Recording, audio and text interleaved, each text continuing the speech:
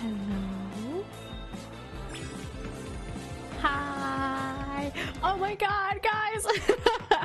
OBS had an update and I updated it and then it works again. Oh my god, they finally fixed it. Yeah, that was my bad. Never again will I update OBS. I'm keeping it as is. Nah. Yippee! Everything's working! Hi! I'm live. I also posted everywhere I'm live on my social media. There goes the links in chat if you'd like to follow me and keep up to date with the stream. You can also hang out with us in Discord. The links are there in chat, or it's on my card page. And oh frick, I did! Yippee! You can play Devil's Liminal there if you'd like. On YouTube, the link is in the description and pinned in chat. Yeah, yippee! Oh my god, it works! Oh yeah, and there's 3 days left to vote for this Poopytober poll. 3 days left, guys. 3 days left. Go crazy. Go crazy. If you think you voted enough, you're wrong. You are wrong, trust me. Let me get a pinned message for Twitch. Let me get a pinned message for Twitch. I forgot to do a pinned message for Twitch. Let me do one for Twitch chat, because I can't do them unless I'm live, I think. So I'll add this Poopytober poll. There's 3 days left to vote. I won't type that though. And then Devil's Liminal. I'll put their Steam link. Play Devil's Liminal if you'd like to see anything that I've missed. Let's see. Devil's Liminal. It is a horror yuri game. So if you don't know what that means, it's a girls' love game. Lesbians. It's a lesbians game. And it's horror centric. And I am so excited. I had a lot of fun with yesterday's horror game. Cause I had no idea that it was a horror. Like I knew it had eerie elements, creepy elements, cause like your husband's dead, you don't know why, you're trying to figure it out, there's ghosts haunting you. That's all I knew, right? I didn't know that there would be jump scares, I didn't know that there would be crazy atmospheric type of horror. That was so fun. So I feel like this will also be similar because it's literally like the same style. It's black and white. Like pixel art? I don't know what the proper term is for this. I'm sorry. I was poorly educated growing up, so I'm sorry. But I'm excited to play Devil's Liminal. I booted up the game before I started stream. Here, I'll show you. It's so creepy because everything's quiet. Everything is so quiet. I was like, oh no. So I'm sorry if your ears get blown out. I don't think so. There's some audio as well. So I did test the audio. Look how pretty the menu is. It hasn't loaded for you yet. Look how pretty! There's early access on Steam, the demo. So please use the link there in chat to play. New game. This is the early access build of the game. There may be bugs. You can help by reporting bugs you find. Yes. This is a horror game. It features difficult subjects. Do you want to continue? Yes. I did mention this yesterday. There are trigger warnings for assault and I believe neglect. There's a lot. There's a lot to unpack in this one. It is a horror centered thing. So yes, it's already been decided. What you choose does not matter. Really? Okay. Oh, 1950s. God, I'm so congested today too, so I'm sorry if I sound mucusy. I've been chugging so much water today. Excuse me. A young man late.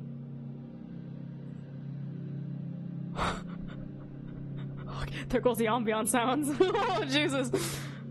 A young man lay in the New York snow. Lay? Moments before, his face had been smashed in by a tire iron. He could feel the cold on his raw, bruised skin. He swallowed. Blood had collected in his throat from his nose and mouth. It was becoming harder and harder for him to breathe. Would he be able to get up and get home? Would it be the cold or choking on his own blood that killed him first? In this moment, as he tried to ignore the chill climbing up his hands and feet, he thought of his favorite opera. He once managed to sneak in and see it during a Sunday matinee. I almost said manatee. Oh god, I'm so iffy today too. I'm sorry if I'm like extra silly. Oh frick, you're crazy. Go charge your phone. You don't have a portable charger? You don't have a portable charger? Oh my god, stay safe. Yeah, don't you don't have to be here. It's okay. Take care of yourself. It opened with an aging man on his deathbed, wondering the value of his work. No power bank, dang. Well, take care of yourself. Go try to stay safe and get home. And in his last moments before death, a demon came to him and promised him a second chance. Youth, a new life, and a beautiful young woman. What? As the man thought about the opera, he wondered, if those were his last moments, would a demon come to him? Could he ask for a second chance? A new life? The things he could do if he wasn't trapped by money and circumstances. Oh frick, that's like $1 million question, huh? I think that goes for everybody. Hello? He woke up with some difficulty. He sat up and brushed a thin layer of snow off himself. The demon never came to him. 2000s. I forget what cryptid this is revolving around too, by the way. Oh my god, I like blanked out on that. That's so creepy. Oh frick. June 7th, Sunday night. Margot lay in bed. Oh, Margot's one of the characters. Ah, you're so cute. That was weird. Oh, it was weird. I was weird. I am weird. I'm sorry. It was weird being back in her old bedroom after 2 years. She hadn't expected how much she would adjust to living in a dorm on the other side of the state. But now it was her home that felt alien to her. Is her bed that close to the door? Is her bedroom like a closet? She rolled over and examined the art on her walls. Things she had drawn when she was a freshman in high school. Everything seems super quiet. Is that just me? Oh shoot, I'm sorry, that sounded a little too loud. I don't know, cause sometimes things get a little loud. I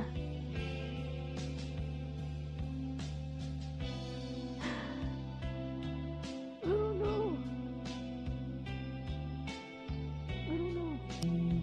I know you can test it, but like, I don't know. Oh, excuse me. I sniffled right into the mic. I'm gonna be sniffling a lot today. I always sniffle. I have allergies, guys. I have very bad allergies. My eyes kept leaking today too. It was so gross. Her old art was a little embarrassing to her, but it did serve as a nice reminder of how much she had improved. She would be starting college soon. She wondered if one day she would be embarrassed by whatever art she made in college too. Probably. For now, tomorrow would be her first day at work. She felt incredibly lucky to find a summer internship in her hometown. Apparently they had been having a hard time finding recent high school graduates who were interested in social work. They told her it was a job that people were uninterested in, but Margot thought it might be that people wanted to leave the town as soon as possible, like she did. Small town woes, is that what we're getting? Her phone started buzzing. The text surprised her. She hadn't told anyone she was home yet. Lee! Hey, heard you're back in town. Wait, but she didn't tell anyone yet. Wanna hang out tomorrow? What do you mean text back later? Yeah, we can respond now. We're not doing nothing. We're literally just sitting here thinking about things. Margot considered whether or not she should respond. She was trying to make an effort to be more outgoing. Couldn't hurt to catch up with Lee, right?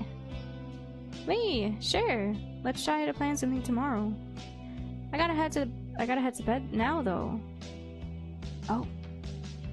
Now that she had at least given him an explanation, it felt safe to go to sleep. June 8th. Monday morning. Even though she went to bed pretty early, Marco still felt exhausted when her alarm went off. Ah, real! That's like me every day. Doesn't matter if I get 6 hours or 12 hours, I'm always so sleepy. She lay there a while, staring at the ceiling, listening to the sound of the news on the television in the living room. After her snooze alarm went off for a second time, she heard her mother knock on the door and walk in. Margot turned to look at her. Are you up for work? Yes. Okay. Margot didn't really move from the bed. She doubted she was convincing. It's pretty hot out today, over 110. Oh, in that case, could I get a ride to work? Oh frick, wait, they sound so quiet.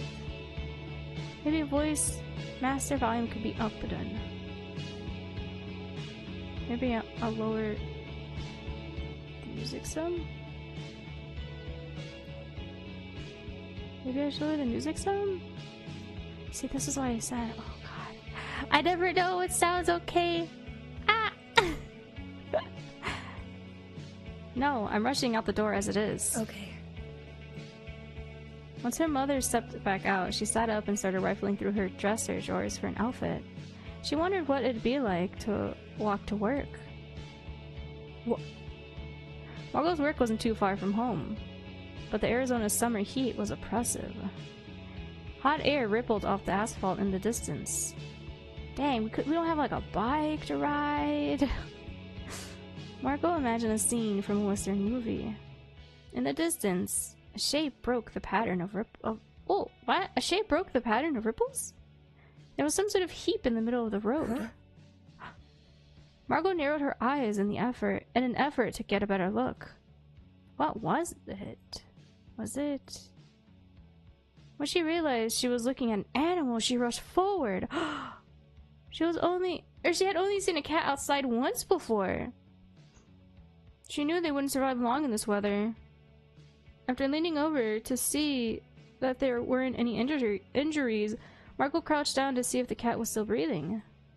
The cat's belly slowly rose and fell. I hope I can move her without hurting her. Oh, poor baby! Margot knew at minimum that the cat needed to get out of the road and needed water. Among the businesses near her new job, she remembered seeing a veterinarian office. Margot never had a pet before and wasn't sure how the veterinarian office worked. Would they accept walk-ins? Yeah, they're kind of like the doctor's offices for people. You could do walk-ins. She took off her jacket and swaddled the animal. Work. Margot hurried to work after dropping the cat off at the veterinarian. She was afraid her boss would think it was a lousy excuse for being late at her first day. But like, hopefully not. Fortunately, she seemed to be understanding. Oh, thankfully. Thank God. Thank God. The start of the day consisted of orientation for the new summer interns and being shown around the veterinarian, the veteran's home. I got a veterinarian in my brain now. It was a retirement home for elderly and disabled military veterans. After lunch and meeting more of the staff, the day was almost over. Margot's new boss waved her over for a chat. I noticed your eyes during lunch. Do you have heterochromia? Yeah.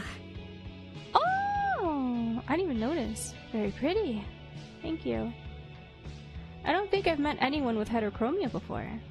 Well, anyway, you're moving to California for college soon. I don't think I ever have either. Yes, in August. What do your parents think about you moving so far from home? Oh, it's fine. You're pretty brave. I ended up staying in Arizona for college. I wasn't able to live that far away from my family when I was 18. Yeah, I've had a lot of friends say that. What do you think you'll study in school? I'm not sure yet. Well, I hope you'll enjoy working in the social services department here. I'm happy to answer any questions about being a social worker. After talking a bit more about the veterans' home and the residents, it was time for Margot to head out. After work. Just as Margot reached the doors in the lobby, she felt her phone vibrate. Lee! I'm so free if you are. Marco felt flustered. You felt flustered? With everything that happened that morning, she completely forgot to text Lee. She started fumbling with her phone to type a quick response. I mean, you had your first day at work too, so like, they can't be that upset missing you, right? Hopefully. Suddenly she felt a bump, and her phone clattered to the ground. Oh, I'm so sorry. I didn't see you there. Dang, you just rammed into us? It's okay. I shouldn't have been standing by the door. I guess it's both our fault. The stranger crouched down to pick up Marco's phone. She handed it back to Marco with a smile. Don't worry about it. Have a good night. Marco quickly shook off the embarrassment and got back to texting. I mean, we can go for food. We just got off of work, right? We can meet up. Sorry, was really busy this morning and forgot. I can meet up now. Let's meet at the library. Bruh. We can't eat in the library! We just got off of work! What if we're hungry? It had been a while since she'd been to the library in her neighborhood. Sometimes Marco would meet up with her friend Nikki and walk around the desert. Then stop at the library to have snacks. Oh, maybe you can. On the weekends, she would sometimes come along to read, or come alone to read comics, I'm sorry. Sitting there again felt nostalgic. Lee arrived a moment after she did. He looked exactly the same as she remembered. Hey, good to have you back in town. Margot smiled at him. Aww. He sat down next to her and pulled a pack of cigarettes from his pockets. Huh? I thought you quit. It's hard. I keep starting again when I get stressed. She nodded a little as he lit one. So, where have you been the past couple of years? There's a bunch of different rumors. It's like we were talking one day, then you dropped off the face of the earth. Of course there's rumors. Small towns always got freaking rumors. No one ever, like, everyone always gotta be sticking their nose in someone else's business. Oh my god. Rumors! I'm a dick for that. What? Wait, rumors? Like what? Lee laughed and rubbed his neck, unsure how to put it delicately for Margot. Just dumb stuff. You brought it up! I wouldn't worry about it. Oh, come on, let me know. I'd rather hear from you than someone else. Yeah. Mostly stuff like you're some kind of delinquent now. That you dropped out, you're pregnant, you're a lesbian, all kinds of stuff. Seriously? People are still saying that stuff? Why? Bored losers. There was yelling from the parking lot. Margot and Lee looked up to see what it was. Margot! Oh! Margot's mother had pulled up near them. Huh? Mom? I've been looking everywhere for you. Let's go. Okay. What? Hello? Are we not an adult? Why all these games have crazy mothers? Why do all these games have crazy mothers? Margot turned to Lee and gave him an embarrassed smile. He shrugged. I'm sorry. He shrugged and put out his cigarette on the bench. See you around. We didn't even talk! What the fuck? They both got up. Lee gave Margot a quick hug. Yeah, see you. In the car, Margot looked out the window. Margot's mother stared ahead at the road. I've been looking everywhere for you. What do you mean? You weren't at work. I thought you were busy. You didn't say you were going to pick me up. Well, I was off work earlier than I expected. Okay, and you could have at least texted. Hello, June 9th? Dude, what is with this no communication? Oh my god. I can't. Tuesday morning. Margot abruptly woke up. It wasn't her alarm, but a phone call that jolted her awake. Hello? Miss Silva? I have an update on the cat you brought in. She was severely dehydrated, but has made a full recovery. Oh, that's great. Were you able to find out if she has an owner? You didn't find a chip. Do I need to pick her up then? Margot didn't know what to do now. She couldn't keep the cat. She couldn't keep a cat. Normally, yes, but we can't find her. What? What? Margot wondered if she was still asleep. We will still need you to come in to pay for her treatment. What do you mean? How did you lose her? Ma'am, either way, her medication costs money. Oh my god! That's your own fault, and you got a lost pet too? Can't we sue? What the heck? Okay, I'll pay for it when you find her. Ooh! Margot hung up and rolled back over to sleep until her alarm went off. If it was just dehydration treatment, they just add a fluid pouch to the back of their like in between their shoulders part. So like, what do you mean? You gotta pay for us rehydrating a cat that you found and brought in, even though it was a stray and even though we lost it. Oh my god. And then there was a knock at the door. Her mom walked in. Are you up for work? She would not be able to wait for her alarm. Yes. It's pretty hot out today, over 110. Margot, okay. Why is her mom saying the exact same thing as before? Margot pulled her sheet up further, as though she'd be able to squeeze out a little more rest that way. Same as yesterday, huh? Do you want to ride? Sure. Thanks. Alright, tell me when you're ready. Her mom sighed. Her mother sighed. Well, at least her mother offered to take us this time. You really need to learn how to drive. Oh my god. Okay. Okay, ma'am. Okay, ma'am. But ma'am! Work. When Margot arrived at work, Erica sat her down for a quick meeting. I did some thinking last night on what I'd like you to work on. I think it'd be a good idea for you to help me organize the resident files. She gestured over to the filing cabinet, cartoonishly stuffed with files poking out from open drawers. Obviously the information in them is confidential, but take a look at some of the documents. I think seeing some of these files will give you a better idea of what the residents are like. Then maybe you can spend some time with them. Sure. Where do you want me to start? Erica set about showing Margot the files and what needed to be done.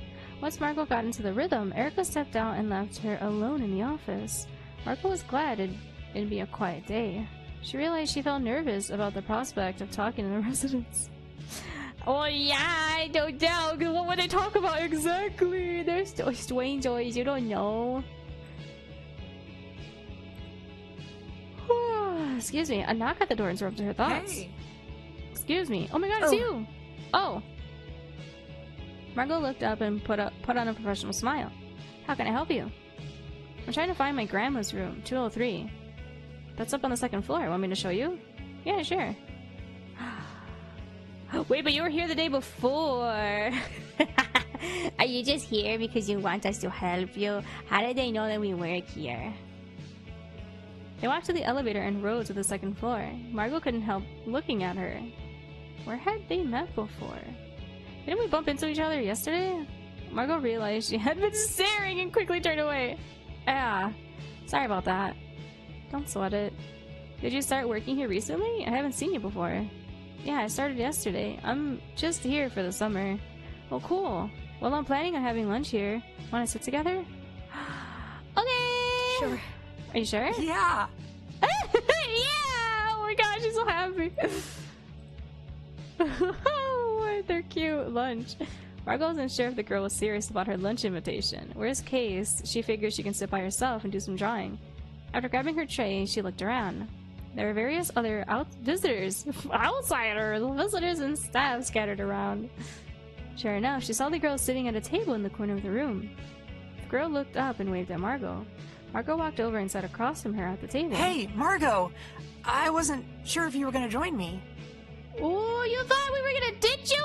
I am true to my word. I came by to visit my grandma by myself today, so I was kind of dreading having lunch alone. Aw. She usually likes to nap around noon.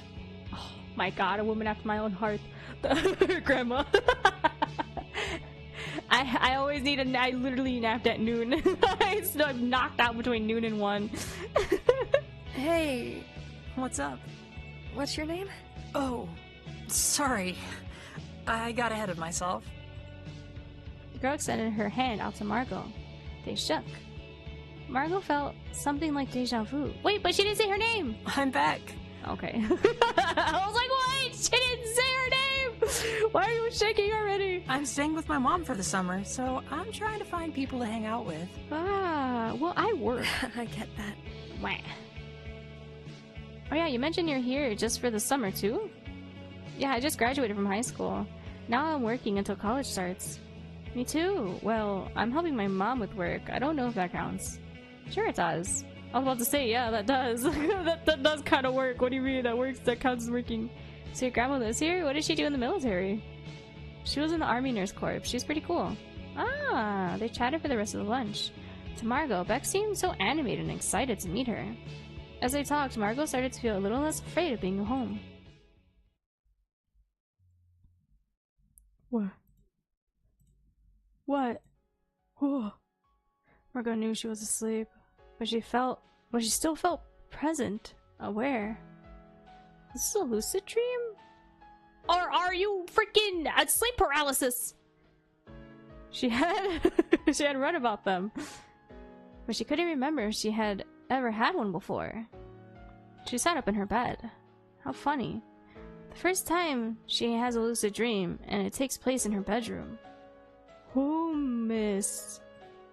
A girl sat at the foot of Margot's bed. Listen. I'm listening. She didn't recognize her voice. She's really cute though. Who is this? Do we know her? I need your help. My help? What's going on? I am trapped. Where? I'll show you how to help me. Huh? Why me? What? What? June 10th. Oh my god, my birthday! Oh my god! I think I was born on a Wednesday too. Wait! Marco woke up groggy. She wondered why she rarely felt rested and awake in the morning. Maybe this time it had to do with that strange dream? You know, I rarely dream and I always wake up so sleepy groggy. What the heck? I'm the same way. Oh my god, is this game about me?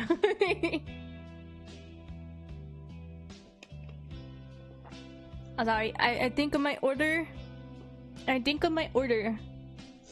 have more though. She rolled onto her back and stretched out. Reaching out her hand, she felt something. Are you a familiar? Are you the woman in our dreams? Are you a familiar? Are you the pretty lady? What? She looked up to see a cat curled up in the corner of her bed. She was the same one from early in the week. The cat that I wasn't say volunteer. Oh my goodness, my brain is so mush. Veterinarian somehow lost. How are you here? The cat stared back. Yeah, cats can't talk to you, girl. From the expression on the cat's face, Margot half expected her to respond, but instead, Margot was left trying to fill in the blanks for how she ended up in her room. Excuse me, hiccup. Her parents had a strict no pet rule. She doubted her mother would have a sudden change of heart, or have a litter box or cat food. She didn't know anything about taking care of a cat. She reached out to stroke the cat's back. The cat bobbed along with her hand, sorry. But I can't just leave you outside again. Margot's mother started knocking on the door, startling both Margot and the cat. Margot turned to the door, feeling herself panicking. How would she explain this? The doorknob turned and her mother walked in. Are you awake? Why is her mother so... What is it, helicopter parent? Why is she so, like, on us? I don't even think we heard our alarm go off. Why is she just all what? What the heck? Margot tried sitting in front of the cat to buy herself time. Yes? Let me know when you're ready. Her mother turned and left. Oh, nothing about the weather today? Nothing about helping us drop us off at work? No reactions to the cat. Margot sat there stunned and confused. There was no way she was just sitting up. There was no way just sitting up more actually hit the cat. She turned around to check on her. Nothing was there. It's a magic cat! You are the cat from our dream! She is a shapeshifter! So familiar? I don't know. Work. It was shaping up to be another quiet day at work. I can't see that line without thinking of the SpongeBob Christmas song. Sorry. Margot sorted through the files, and after a while found herself creating little stories about each resident. What? She noticed how much their examinations varied. Some residents seemed to only be limited by physical complications. Others struggled with drawing a clock or knowing what day it was. After a while, she went from imagining what each person was like to imagining that she would be, what she would be like in old age. Is there any way to predict something like that? She didn't really know her grandparents, or how they might have passed away, so she couldn't make any guess based on that. It felt overwhelming. Oh my god, hello monkey boy, thank you for the rice fact! White rice is refined and polished? What? Stripped of its bran and germ? That just sounds weird. Wow, thank you for that rice fact. Oh, it's about multiple rice types. It's about white rice, brown rice. Wow. Oh god, I'm so sleepy. Oh yeah, excuse me. She shook her head, trying to clear her thoughts. She shouldn't think about this. She closed the file and stared ahead for a moment.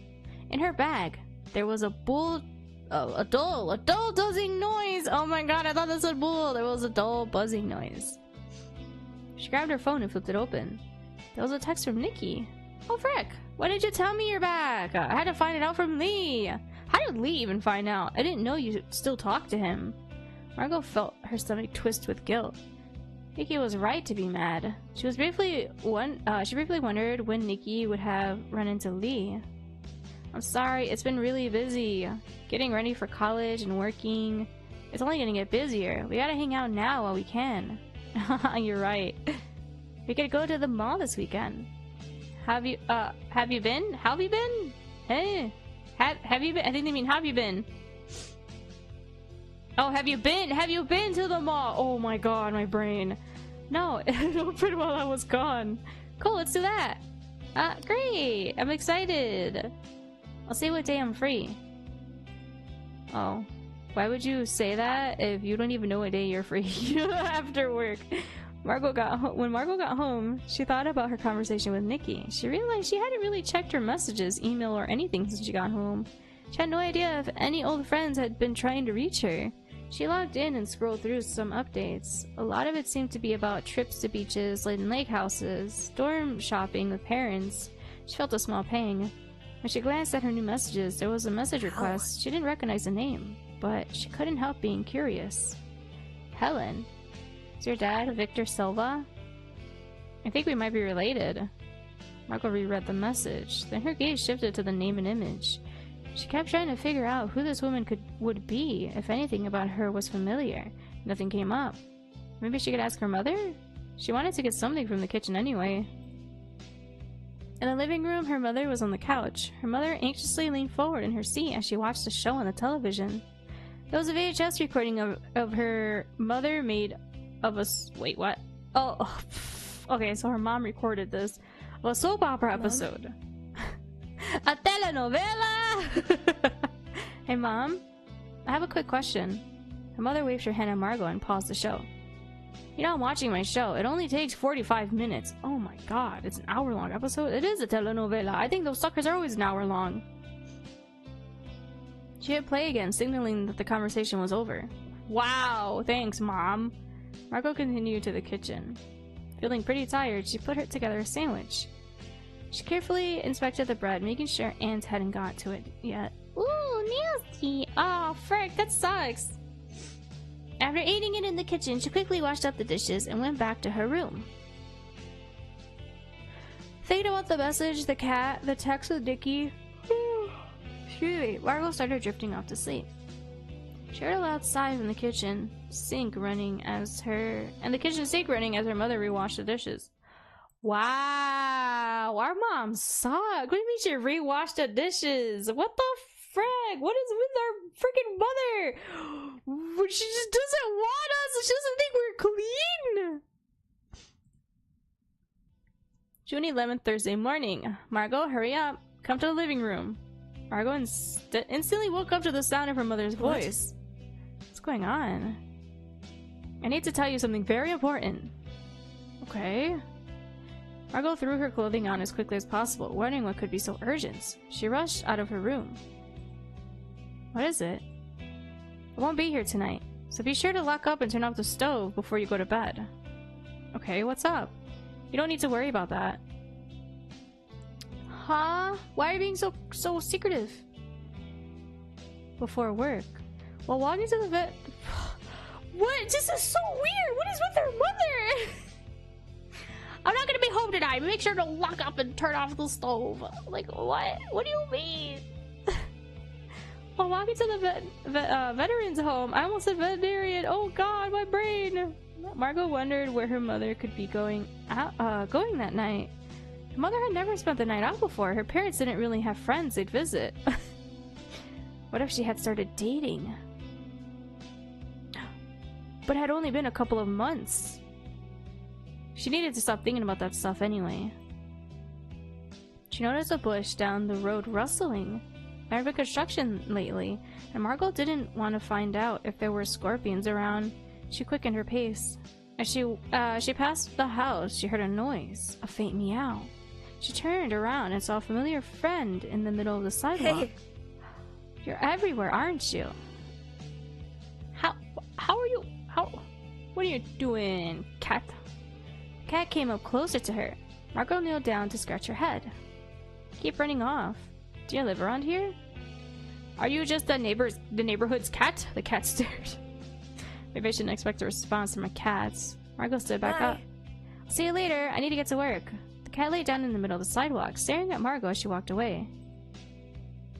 Are you just checking up on me? Okay, now we're at work. Margot looked out the window. She looked a little overcast, so Margot decided to go for a walk during her lunch break. Out in the surrounding neighborhood, there was an abundance of oleander bushes in front of the homes. She remembered when she was little and being cautioned about how dangerous the plant was. Really? There was so much from her childhood she couldn't remember. The most random of bits and details would occasionally surface. She had forgotten the faces of any of her old friends, but she remembered begging her mom to let her cross the street when walking to her bus stop, so that she could avoid even accidentally touching oleanders. What is it, like poison oak or something? Or similar? She briefly thought that the weird things happening since she got home. She briefly thought about the weird things happening since she got home. Yeah, there's been a lot of weird things. That girl in her dream. The cat that seemed to disappear and reappear out of nowhere. Margot's phone started vibrating in her pocket. Margot pulled out her phone. Beck. Wait, we exchanged numbers with Beck? When? Hey, are you free after work today? I think so. What's up? We can hang out at the park or something. Okay. Sure, I'll let you know when I finish work. Great, see you then. With another actively planned and a potentially new friend, Margot was happy that the week seemed to be turning around. Yeah, I mean, her mom's not home anyway, so... Our mom's not home anyway, so, like, we should be fine, right? Right? I hope so. Margot sat down in the lobby and texted Beck that she was ready to head out. I'll be there soon. Does Beck drive? Margot briefly wondered if Beck might not show up at all. But she invited her out. Why did she think that? She has abandonment issues, struggles. Same girl, I have trust issues. Where people say they want to hang out and then they actually cancel last minute, but then you find out that they still hung out anyway, but with other people. My trauma. After a while, her phone buzzed again. In the parking lot, convertible. Margot quickly picked up her bag and headed outside. Beck was parked in the spot near the entrance. When Margot spotted her, she started waving her over. Margot walked over and got in the passenger seat. It was a little older and dusty, but cozy with just 2 seats. Seeing Beck's car reminded Margot that she dreamed of getting her own convertible if she ever got a driver's license. She felt a little jealous. Hey! Oh my gosh, she got the driver shades on too! Ready to go? Beck flashed a big grin at Margot. She looked at Beck, examining her own reflection in her sunglasses. Feeling a little sweaty and tired from the workday, she felt out of place in what she considered her dream car. Noticing her expression, Beck took off her sunglasses and gave Margot a curious look. Everything okay? Oh, sorry, I realize I'm a little tired. I'm ready. Alright. Oh, frick.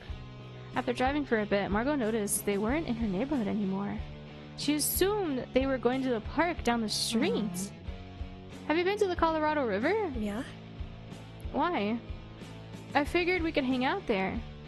Beats looking at the dead grass of the park here. That's funny. Sure, as long as they're not actually going in the river. Beck laughed. No, no, I would have warned you to bring a swimsuit in that case. Once they're out of the residential area, Beck turned on the radio. It was set to the only classic rock station that reached their town. Did you grow up here? Yeah, I only left for a couple of years for school. Cool. Oh, cool. I lived here when I was a little kid, but then my parents started moving around a lot. My mom moved back to be closer to my grandma. I guess now that I'm going off to college, she wants to be around her. Yeah, that makes sense. Kinda surprised at how much it feels the same as I remember. Wow, I'm impressed you remember all that from when you were little. I only remember bits and pieces. I have a pretty good memory. Frick, couldn't be me. I forget what happened like five seconds ago. Since you were gone for a while, does it feel any different being home? Busy in a good way? It's been hard. It's been busy, but in a good way, yeah. It's been busier than I expected in a good way. My friends have been reaching out, and I'm enjoying my internship so far. Beck nodded. And I wasn't expecting to make a new friend! I'm excited! Oh, shit! Wait, these are both really good. Oh yes, lots of save slots.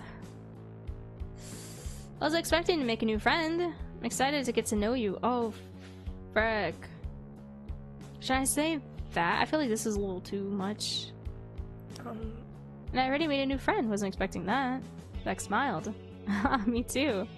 Maybe I was too worried about moving? Normally I'm pretty shy, I think. Ah! She's just like us for real! Oh, shoot! Wait. They're so cute.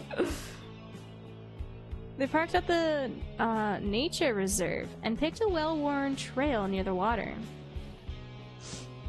Hello, I hope you're doing well. I forgot where there were nature areas like this. I forgot there were nature areas like this. Oh my god, my brain is such mush today. I'm so sorry. I'm gonna be fumbling a lot with my reading because I'm like, I have EP brain today. It's all desert in town, you know? What kind of game is this? This is a horror yuri visual novel. It so far seems like really good. It had its eerie moments in the very beginning, and now it's kind of like got that mystery element where we found a stray cat and we took it to the vet. I just want to say that you are an awesome streamer. Don't forget that. Ah, oh, thank you, Aaron. I appreciate it. Thank you for the bits. Oh hell yeah, yeah! Let's go, lesbians. I love Beck. I love. I'm already shipping them together. They're already. I'm joking. My phone is dying, dude. Take care of yourself. Your phone is dying. That's more important. Have fun. Stay safe. Make it home alright. Charge up your phone when you can. Don't worry about being here. It's okay. Disco.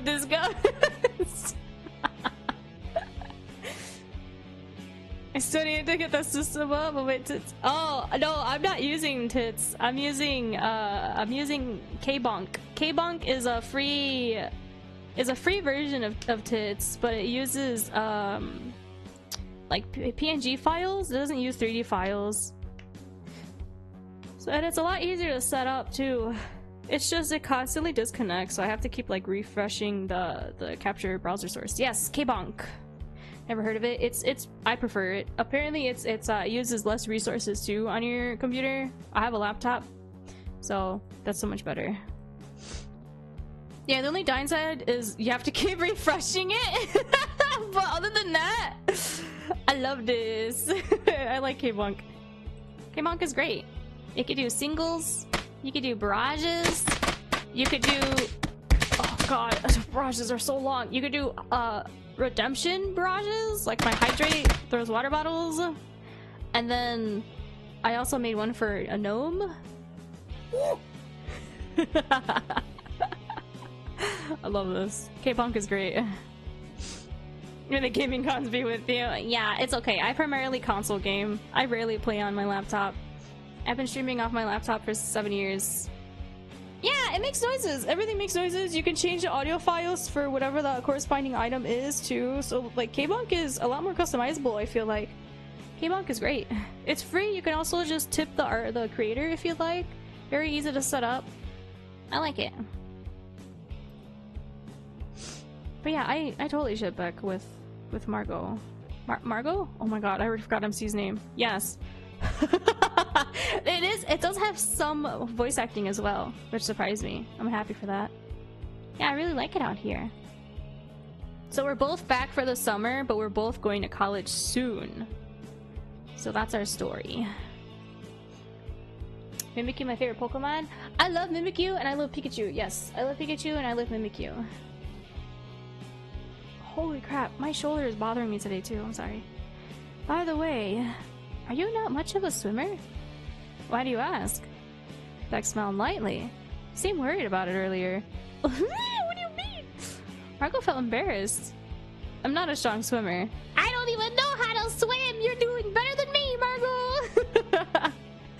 Oh my god, same. Yuppie! Yeah, I know it's like basic, but I love Pikachu. I have like 20 plush. Lávate las manos!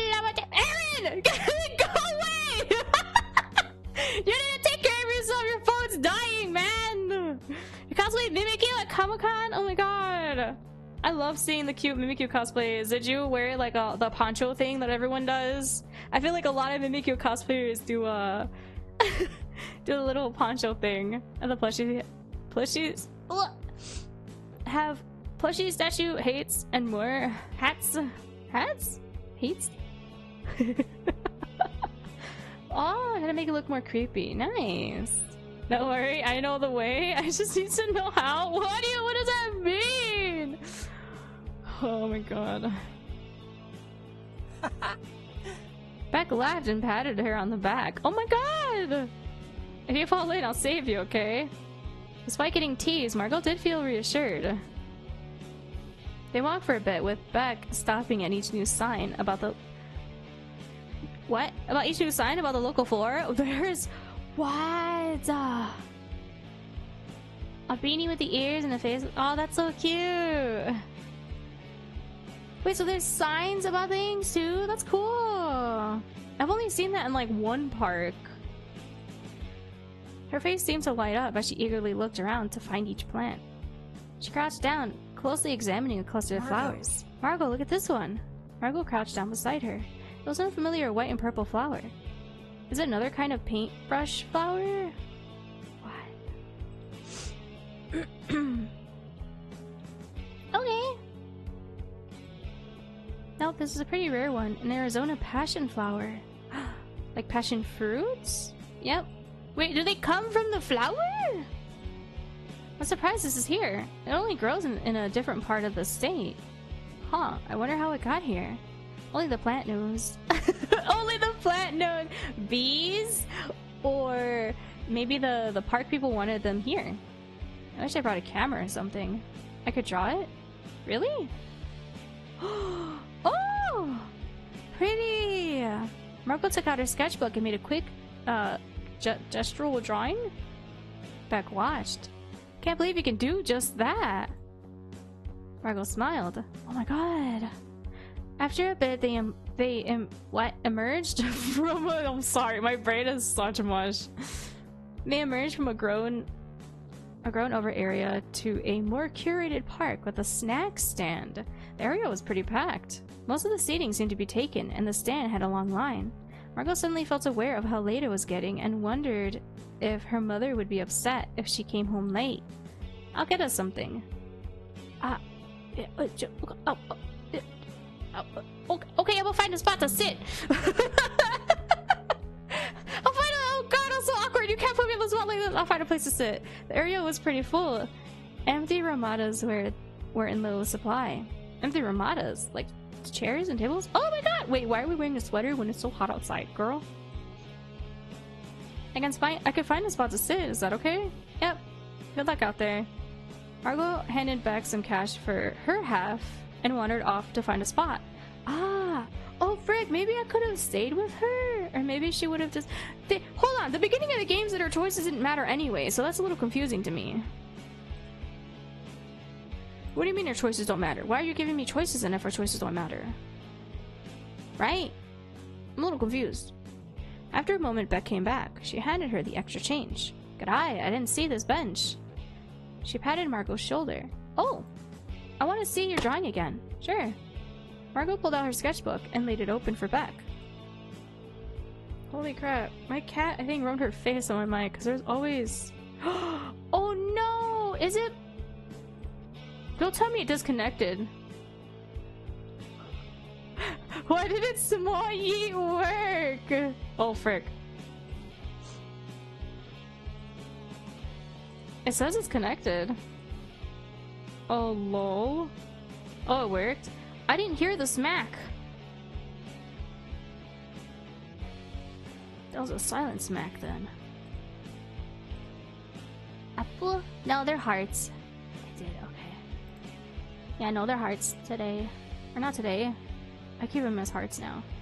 Oh yeah, next month there'll be horror items. So there'll be like a pumpkin, a lollipop, an eyeball, a spider, a skull, a candy corn, a ghost, a bone, a butcher's knife with blood. Cause yeah, next month is spoopy month. Okay, that's so weird. I didn't hear it, so I got very confused. Okay, see, that one I can hear. Can't believe that took you, what, minutes? Beck watched as Margot flipped through her sketchbook. Do you want to be an artist? I think so. Maybe I could do comics or something. Maybe. That would be so cool. What kind of comics? Probably something supernatural. Ghosts and stuff. Oh yeah, the redemption emblem. Yeah. It's the gnome from Gravity Falls. Shmabulok. Okay, so she wants to do like horror comics. Felt so easy to spend the afternoon with Beck.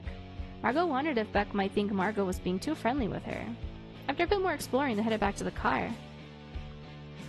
I love you, King Rainbow! Yeah. Whoa. Evening. The night air during the drive felt refreshing after spending the afternoon in the sun. An interview with a band played on the radio. When they got closer to Margot's neighborhood, the familiar sights made her snap back to reality. Beck? Margot? Wait, Beck is just like me. Wait, I do that to people. Anytime like my mom calls us, we go, Mom? We just call them by their name. Yeah, I have the journal. I have the journal as well, and I have the Book of Bill. I have the journal, I have Book of Bill, I have Mabel's like bedazzle machine thing, because it came with like a Happy Meal thing to bedazzle the bag for I forgot what. Yeah, I love Gravity Falls so much. It's been my ringtone since the show came out as well. I've never changed it, so that's also the ringtone on my phone. I have a secret freaking dono slash tip slash bid alert too. That does the Gravity Falls like parody. Same, we need a second season. What do you mean? Gravity Falls had like 2 seasons. It ended after season 2. Season 2 or 3, I forget. I think it was 2. No, yeah, it was 2 seasons. They already ended it off. I'm doing my bad. Well, he didn't want the show to go on, which makes sense. Alex Hirsch, the creator. When they're older, I mean. I think it ended off pretty nicely. He didn't want the show to drag on. He wanted it to be like nice and concise. It was so good. It was too good to, yeah, but sometimes the good things need to come to an end. I agree with him on that. There's too many shows out there that are just dragging on, and then they lull and have like bad seasons, and then they go back up again to good seasons. It happens a lot with stuff, so I'm kind of glad that he took that route. If you like Gravity Falls, you should probably watch Owl House, because that one's like similar. That one's a similar series as well. Did it Phineas and Ferb? Oh, I never really got into Phineas and Ferb. I didn't really care for it. I felt like it was too, I don't know. I didn't like it. I understand why people loved it, but I just couldn't get into it. It was the same thing with like it was a loop thing. It was a loop of the same thing. Yeah. It felt too repetitive. And then freaking, it reminded me of like how Johnny Test always had like freaking like sound effects literally for every little motion, every little millisecond there was a motion. No action. Yeah, it felt like a freaking it felt like a Cocomelon show. I can't watch it, man. There was always a song playing for something and I was just like, oh my god, please, they don't have to make music for any little thing.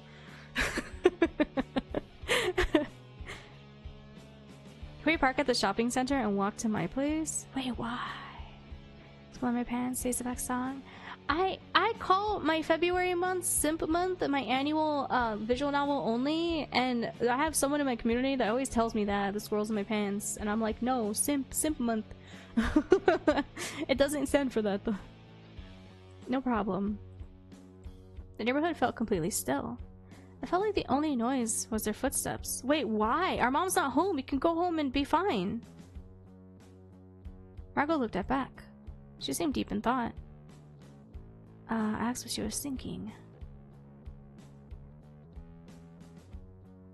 Oh, Beck was deep in thought. Ask what she's thinking. What's on your mind? Beck was looking up at the sky. Stars aren't like this in the rest of the country. Whoa. Thank you, I appreciate it. Margot looked up as well. She hadn't noticed before, but the sky was bright with stars. Yeah. She wondered how it would compare to the sky over her future school. You haven't lived in another state before, right? No, my private school wasn't that far away. Do you think you'll miss Arizona when you move? I don't know yet. I'll miss my friends, but I can text them. You probably have a boyfriend, right? Would you have to do long distance? Margot blushed! She thinks we have a boyfriend! Is that her way of asking us if we're single? I know, I'm wondering when the creepiness comes back again, because we already have a mystery element of who the frick the cat is and who that ghost woman was in her dream. She wants us to help her, but she didn't say how or who she was. Why did she feel nervous about asking her that? I don't. Really? So busy with school. What about you? Yeah, it just didn't work out. What about you? Do you have a boyfriend? That's not really my thing. Dating? See? I changed the past lives of people. Oh no, really? I don't know, man, that ghost... I'm so confused with who that ghost was. I'm wondering if she's the cat. There was a loud yowl and hiss at their feet. Beck leapt away. Shit, go away, go away! She scrambled to scare away the cat in front of them. Wait, it was a cat? Beck's efforts were rewarded with more hissing. Oh, that's my new friend. No, I hate it. Oh, Beck is scared of cats? She kept waving her hands at the cat and almost getting scratched. Hey, I think if you just relax, she'll stop. Beck seemed to be near tears. Make it go away. Margot kneeled down next to the cat. She couldn't stand by while both Beck and the cat were getting more and more agitated. Hey, you. No, this seems more like she's afraid, not allergic. People who are allergic to cats won't be this, like, frazzled? The cat leaned in to rub her face on Margot's hand, but still growling. I need you to be nice to Beck, okay? Oh, it's the cat. She picked her up. Margot picked her up and scurried to the other side of the road to plop her on the sidewalk there.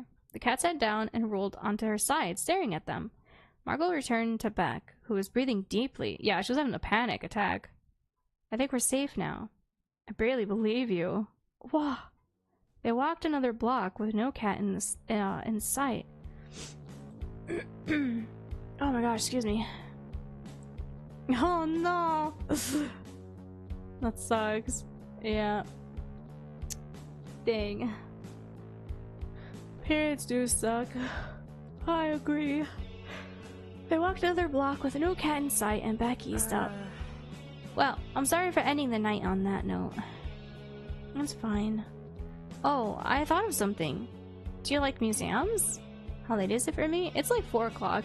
It's not that late. It's like early evening. I love museums. There's some local ones we can go to. Check out some pioneer tools, that sort of thing. Oh no, not the military time! Dang, I find it so interesting how so many people that are like 6+ hours ahead of me How? What is that, 11? Is 11 o'clock for you? Frick. Yeah, no, it's only 4 o'clock for me. Marco smiled at her. From the Netherlands? Yeah, see, a lot of people that watch my content are always like out of out of country. I don't know, across the globe. I don't know. I'm bad with that. I was really poorly educated, so I don't really know the proper terms. That's crazy. I like that. When you're live, most people don't sleep.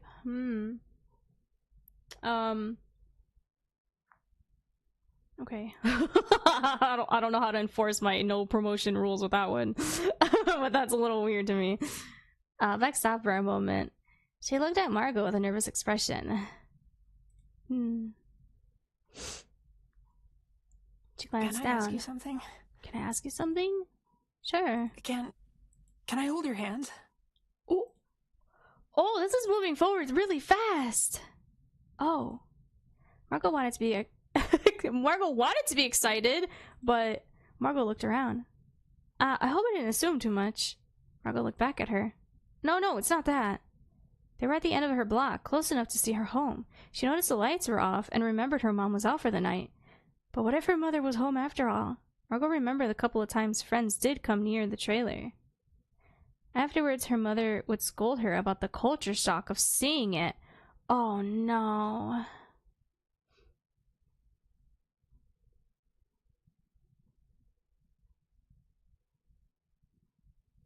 Oh, Frank, really? That's crazy though, because I imagine people are on that game 24/7. Like, it wouldn't matter the time of day. That's interesting. Afterwards, her mother would scold her about the culture shock of seeing it. Dang. You would think, yeah, I would assume that would be fine. 24 hours, but someone's always on there.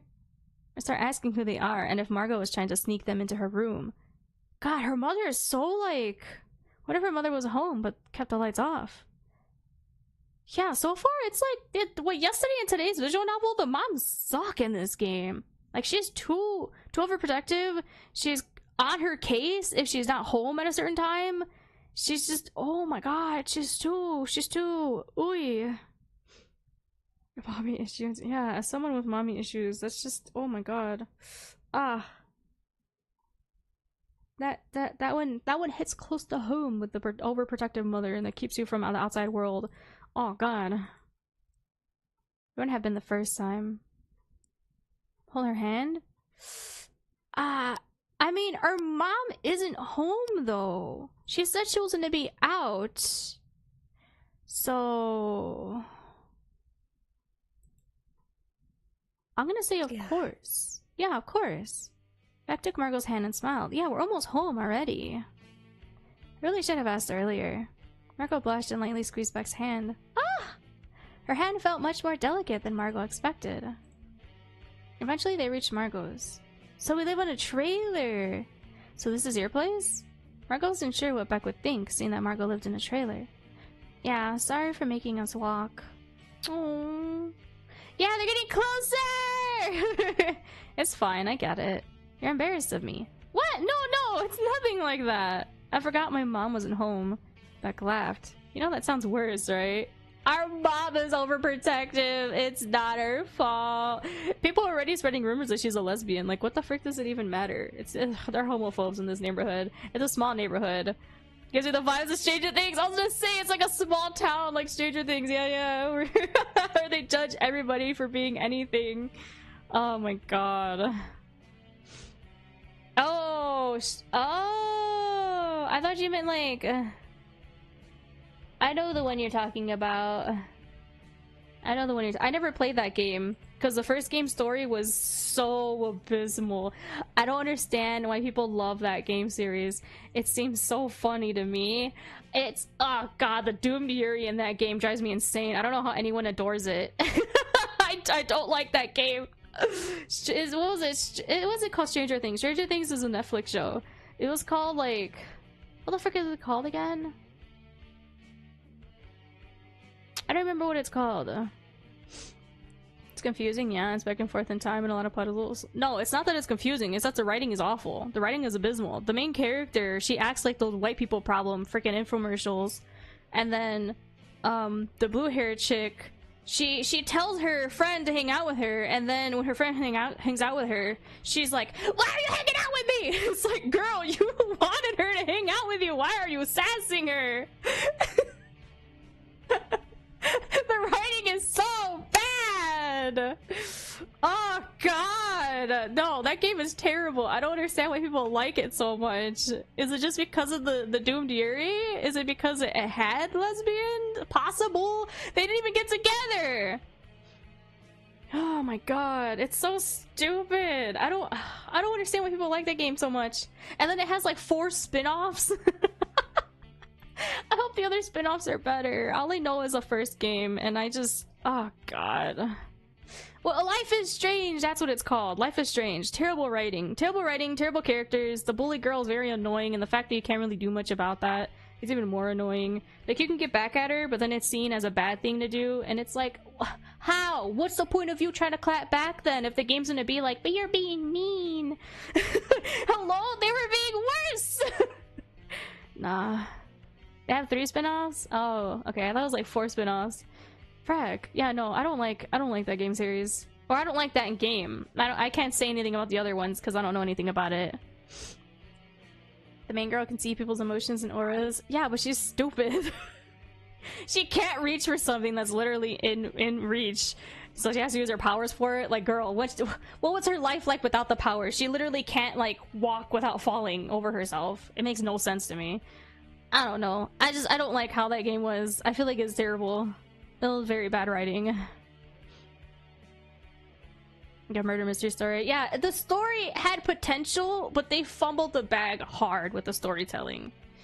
Basic white girl. Yeah, she couldn't do anything for herself. And then when she finally got her powers, she could finally utilize them, and she was still fumbling. And it's like, girl, they rushed it. That's what it felt like, that they rushed it. I've seen it played twice, and every time I'm so glad the people I watch also have the same issues with it that I have. Like, it's so comical. It's just a funny game to me.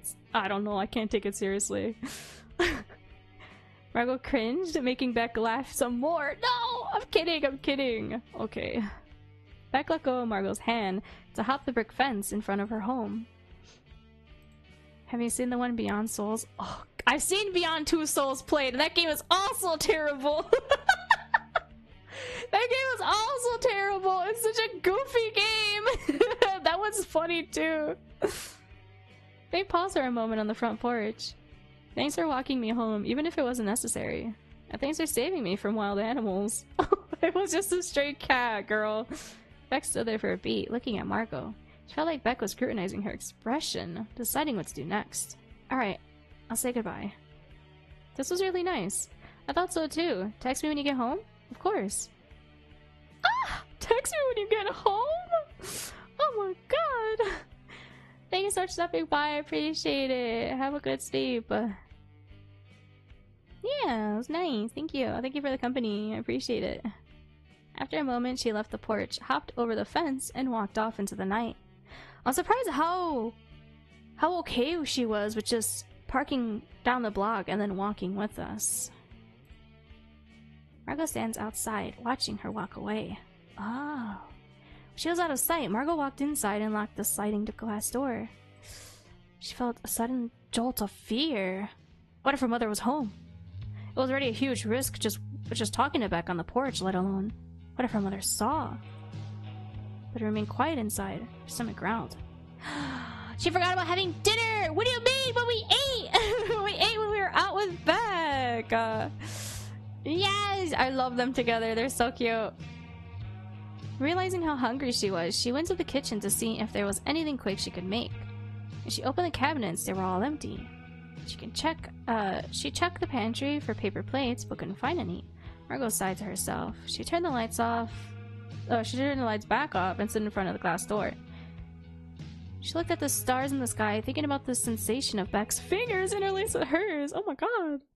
June 12. Friday morning. When Margot checked the living room in the morning, her mother wasn't there. The dishes were still hidden away. The dishes were hidden away? What do you mean hidden? Her mom doesn't trust us to wash dishes or take care of the dishes? What do you mean the dishes were hidden away? Why were they hidden? What do you mean they were hidden? What do you mean the dishes were hidden? So our mother would rather us starve at night, despite saying to turn off the stove, as if she was expecting us to cook something, but we didn't cook anything anyway? I'm so confused. What? Not sure what to do for breakfast, Margot decided she could get something on the way to work. I hope she did. All morning, Margot had been sorting files. The process already felt automatic to her. Margot kept rereading the text from Beck. Get home. Oh, got home safe. Wish you could have stayed out. Oh, stayed out later? Oh my god. Oh, frick. Couldn't Beck talk to anyone she wanted? Why Margot? Erica walked into the office as Margot finished up the last file from her current stack.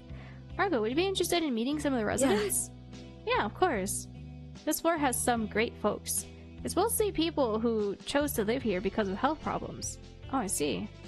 We spent some time walking around, Erica introducing some of the residents. There were 2 women who were medics in World War II, some men playing card games. Margot made a mental note of the information about everyone. After a while, they returned to the office. Margot continued sifting through paperwork and noticed her phone buzzing. I'm sorry, it's been a while. Or, hey, sorry, it's been a while. Want to see a movie tonight? Why is he... You think... Oh god, who was the other girl's name that reached out to us? Shouldn't she have just try to hang out with us more? I don't know if we should be hanging out with Lee anymore. I don't know. I don't know about this Lee guy. He wants to go watch a movie? Why? I guess, sure. Yeah. I was bummed we couldn't catch up more at the library. Yeah, me too. Okay, meet me there tonight. What if her mom yells at us after work? Margot stood in the theater lobby, shifting her weight from one foot to the other. It looked like she arrived before he did. Where was he? She scanned the room, slowly becoming more and more stressed out about being there alone. Margot, hey! Margot turned around, surprised to hear Jade's voice. They had class together before Margot had left. She forgot Jade worked at the movie theater. Hey! How are you? I'm great. Jade pointed at her badge. I'm a manager now. Oh, snap! Well, congrats! Yeah, kind of a shame I have to quit when I go to college. You have to quit when you go to college? What? Are you going out of state? Speaking of, I thought you already left. Sort of. I'm working here for the summer. Oh, cool. Where? The veterans home. I heard it was hard to get a job there. Yeah, that's pretty lucky. Well, it's through a state program. Before Margot could tell Jade more, she heard someone else call her name. Early as always, Margot. I thought you might just be late. Lee rolled his eyes, his hand reaching in his pocket for his wallet. Jade, can I get 2 tickets for evening at the zoo too? Evening at the zoo? Yeah, 2. Please? I don't have anyone else to see this movie with. What? Evening at the zoo? Is it like a lame movie or something? Margot sighed, defeated. He was not great at accepting no as an answer. Then I'm glad we haven't said no yet to him. Dang. And the fact that he came late after inviting us too, man, he could at least like be punctual. They went into the theater room. It was empty. The movie had already been out for a while. They picked 2 seats in the center near the back of the theater. As Margot sat down, Lee stretched his arms out. Oh no. Oh no! Oh no! I had a feeling that he was gonna do that! He did the old stretcheroo where the guys lift their arms up to stretch to like put their arms around the girl. Frack! Wait, he's trying to get with us? Ah! His hand came to rest on Margot's shoulder. Cut that! They sat in silence for a while as the movie played. They seemed to be thinking about something, rather than paying attention to the movie. Oh my god, does he want her to get physical with him? He cleared his throat. Did your dad die? Why would you ask such a personal question? Oh god, this guy. I regret coming with him. Margot immediately felt her heart racing. She wasn't ready for that kind of conversation. Where did you hear that? Around town. Margot shifted in her seat. You used to call me and talk about that stuff before you disappeared. She stared ahead at the movie. How do you feel? I don't know. Margot turned to look at Lee. For a moment, they stared at each other. Margot studied his face, trying to understand how he felt. I want to sacrifice him now. He's so weird. He's like overstepping boundaries. Like, we are literally at a theater. This isn't the place to talk. If he wanted to talk, we could have gone back to the library to hang out. Like, what the heck? Then he started laughing. Never liked that guy anyway. Sir! Margot frowned, moving her shoulder to shake his hand off. Come on, Margot. I'm not being mean. Yeah, you are! I want to know if you're okay. Huh? You are being mean! You're being so inconsiderate. Holy Christ. Yeah, I'm fine. Her voice was tense. Why don't we watch the movie? We're the only ones here. Doesn't matter if we talk. Oh my god. They both went silent. I think what I missed the most about having you around is that you always held me accountable. What are you talking about? You're the only person who ever said I could leave here, get a nursing degree or something. With his arm from being... Okay, cool. Ooh, he's so pushy. He doesn't even understand what he did wrong too. He's not being mean. Sir, you're being inconsiderate. That is a form of being mean. You're being rude. You're being weird. Oh god, you're being touchy-feely. Like, ugh, things are different, man. If you haven't seen someone in a while, you can't just be touchy-feely with them again. Men, a young adult men, yeah, they don't know boundaries. Ugh. Maybe her dad always taught him that too, and he didn't like that. Oh god, I don't know. He pulled his arm from behind Margot to his chair rest. Good. And you're the only... Brother, Literally! I hate it! Get him out of here, mods!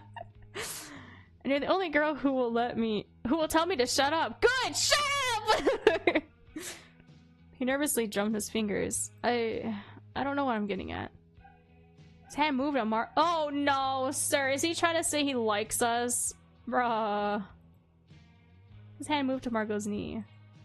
He started to move further up her leg. No, she pushed his arm away. What's wrong? Did you quit it? Okay. I had a feeling before I hung out with him that I should not hang out with him. Maybe I should have kept that feeling and went with that feeling and just not gone out with him. Oh god, now we put Margot in an uncomfortable situation and I am so upset and I didn't save. Oh, frick me. He turned away and folded his arms. Good! They were silent again. Fine. Yeah, get out of here. Whatever. Go! I'm gonna have a smoke. Yeah, get out of here. He got up. Leave! Leave! Leave! Leave! Margot, this is your time. You can leave! Leave! Leave! Go through the back doors! Leave! Margot watched him walk down the aisle and to the exit. She turned back to the screen. What could she do? Leave! She felt the anxiety build up again.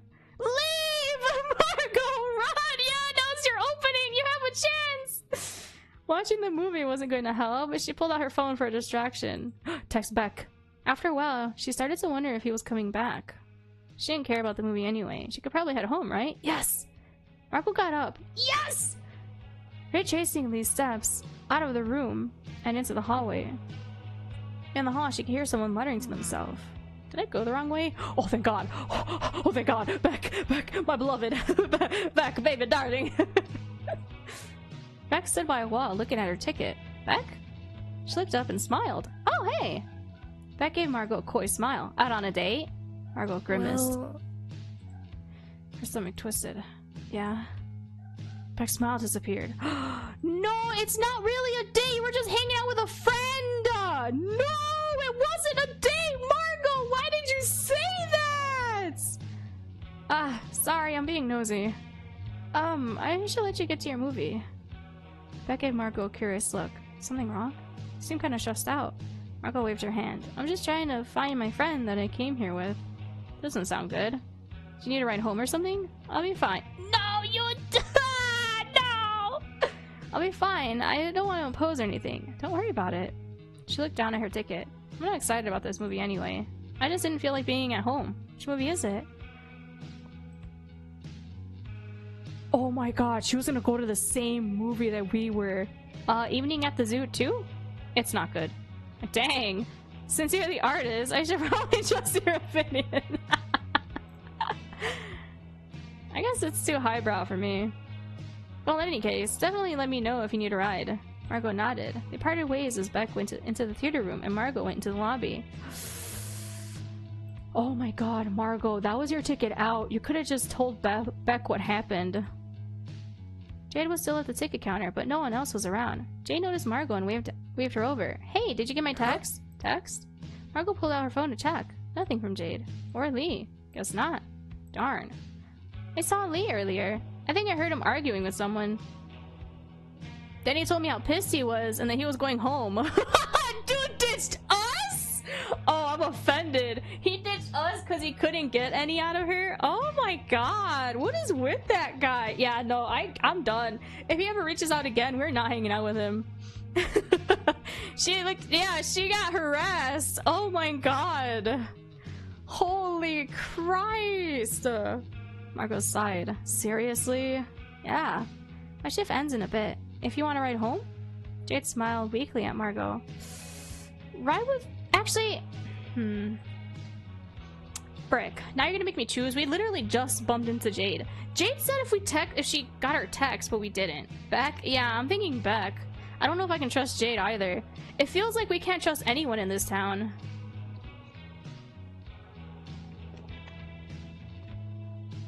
I don't think we can trust anyone in this town. I'm not trusting anyone in this town. They all spread rumors about us. Oh, frick, no. I'm gonna ride with Beck. No. I have one lined up. Think so. No problem. We should hang out sometime. Yeah. Want me to park down the block again? And she's understanding! Ah! I love Beck. I like Beck. She's so sweet. Yeah, I'm pretty sure my mom is home. They walk for a bit. Can I be nosy? Marco fiddled with her hair. Sure. What happened with you and your friend? I think I pissed him off. You did nothing wrong. You did nothing wrong. You're a victim in this, Margot, please. Do you want to talk about it? I don't want to bother you. You're not. Okay. And she's gonna open up? Yes. Margot sighed. He's an ex from high school. If I knew that, I wouldn't be hanging out with him! I didn't know! I thought they were just friends! Oh god, no wonder why her dad didn't like him and why he didn't like her dad. Oh, her dad knew he was a scumbag. Oh man. I'm so sorry, Margot. I put you through hell again. I am so sorry, Margot. Oh, I'm so sorry, Margot. Oh my god. He was being weird, so I told him to stop. So, is he normally like that? Yeah? No way! Why hang out with him then? Ew, no, I thought we could be friends. I guess I hope I could still be friends with him. He helped me with some stuff in the past, so I know he's not all bad, but I don't know. I feel stupid. There's nothing wrong with trying to see the best in people. I love Beck. Can you date us, Beck? I love you, Beck. I love Beck. I love Beck so much. Oh god, thank you, Beck. And she's so understanding. She's so nice. Thank you, Beck. You think so? Yeah, that's very admirable. Margot smiled. Beck smiled back. She nervously rubbed her neck. I'm a little relieved. That we're not dating? About what? That you're just friends with that guy. So, Beck's head turned her attention on something else. Huh? Margot looked in the same direction as at her home. The window blinds were shifting around. Is that your mom? Yeah. Beck nodded. I'll head back then. She's so understanding. She sees that her mom's looking out for her, and she knows that her mom will probably get mad if she's with someone, so she's like, oh, okay, then I'll just leave you and I'll go now.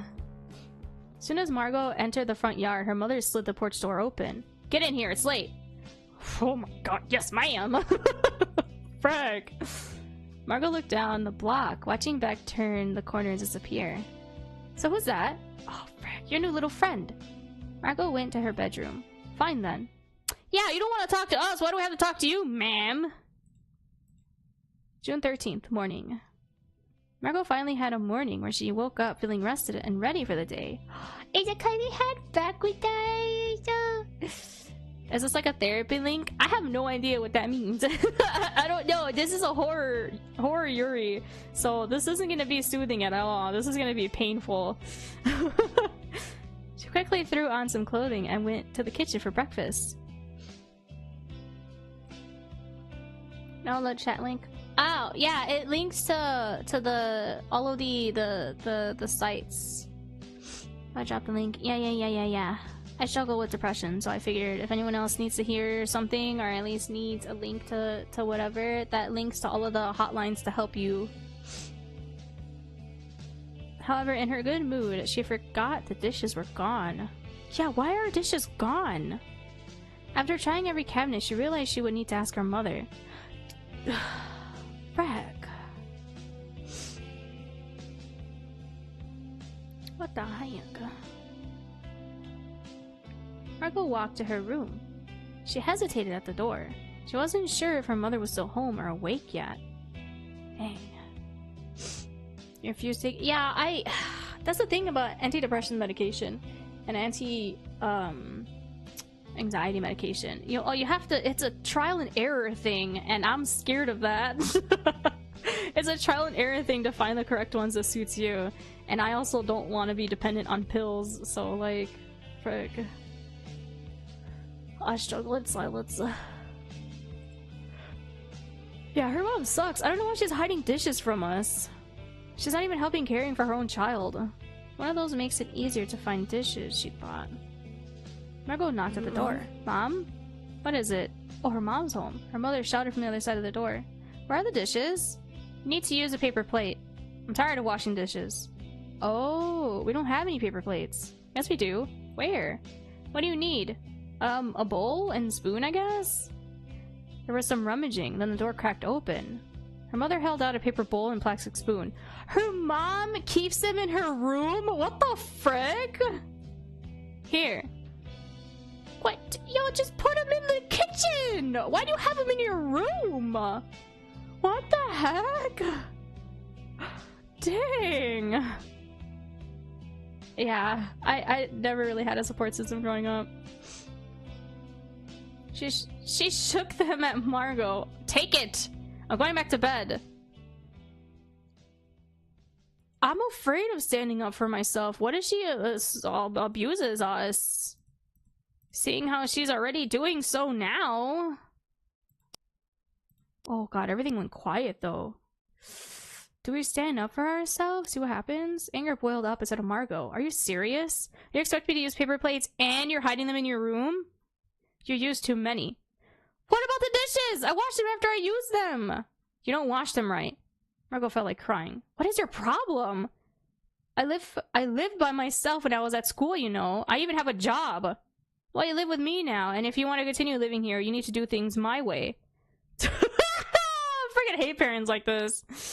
Oh my god. Margot took the bowl and spoon. Her mother shut the door. Margot wanted to stomp, to scream. As she walked away, she looked down at the ground beneath her. It was just a wooden board. It was just a wooden board covering a sunken spot on the floor. She couldn't stop anyway. That's true, we live in a freaking trailer. She couldn't do anything. She kept thinking about how different things were just a month ago in her private school. How different they will be a couple of months from now. She just had to wait it out. Yeah, honestly, wait it out until you're back in school. Yeah, her mom's just so weird for literally no reason. What the heck? Margot shook her head. Well, we don't know where Beck's going to school. She needed to distract herself. She needed to focus on getting ready for work and leaving. She just stayed focused. Outside. Walking to work, Margot noticed the streets were particularly empty. She got to work just to be faced with an empty parking lot. No one was there. She checked her phone. It was Saturday. She had gotten up early and fought for a bowl, and she didn't even have work that day. Oh, the place is closed on Saturday. But there are people that are here, I thought, that live here. Looking around at the empty lot, she felt drained. I hope no nightmare. She thought about what to do. She was already dressed and outside, so she headed to the park. Maybe some time alone would be nice? Honestly, maybe. Park. Margot found an empty spot to sit at the park. She pulled out her sketchbook and flipped to an empty page. She felt a little bit like she was in elementary school again, sitting at recess, hoping someone would come join her. Aww. That was exactly my thought too. I hope Lee doesn't pass by. She looked over the landscape, trying to think of what to draw. Next to her, there was some clattering. The cat had jumped onto the bench. Hey, friend. Margot reached out to pet her, but the cat dodged her hand. Oh, little punk. She hopped down and started circling the bench, pausing to stare at Margot. Oh, excuse me. Did she want us to follow? Like me Yubi did yesterday? Did she want us to follow her? Something about the cat's expression unnerved Margot. It felt like a person was staring at her. I knew it. Is she the girl from her dream? Do you need something? She continued to run a few feet away, paused to look at Margot, then came back. Yeah, I don't know. After we met the cat is when we met the woman in our dream, and since then we haven't met her. It's been a few days. You want me to follow you? Margot started packing her bag and got up. The cat immediately ran ahead. I knew it! She wants us to follow her! Margot followed. I think the cat's the woman. They left the park, going further and further into the desert. After a while, Margot started to worry, looking around for scorpions and snakes. Oh no, not the bugs! Not the bugs! In the distance, a bit ahead of them, she saw something. As she kept walking, she started to make out what it was. The cat stopped beside it, looking at her expectantly. It looked like an old rusted car from the 80s. On the exterior body, Margot could see holes in it. What? She wondered if they were bullet holes. That's what I'm thinking. The car part at the door! The cat part at the door. I can't read. Oh god. Instead of a bunny, it's the cat. Did the cat want her to open the door? Do you have kittens in there or something? It looks so rusty. Margot was skeptical it could be opened. I don't know if there'll be a body. Margot thought of her dream. I will show you how to help me. Oh, Margot shook her head. What could be the harm? The cat was frantic, circling around Margot and rubbing on her legs. Alright, alright. Open it? There's only one option! Something, maybe morbid curiosity, compelled her. She grabbed the handle. Is that what they meant in the beginning of the game by your choices don't matter? Because there's literally only one option and it was just open it. She grabbed the handle and tried to force it open.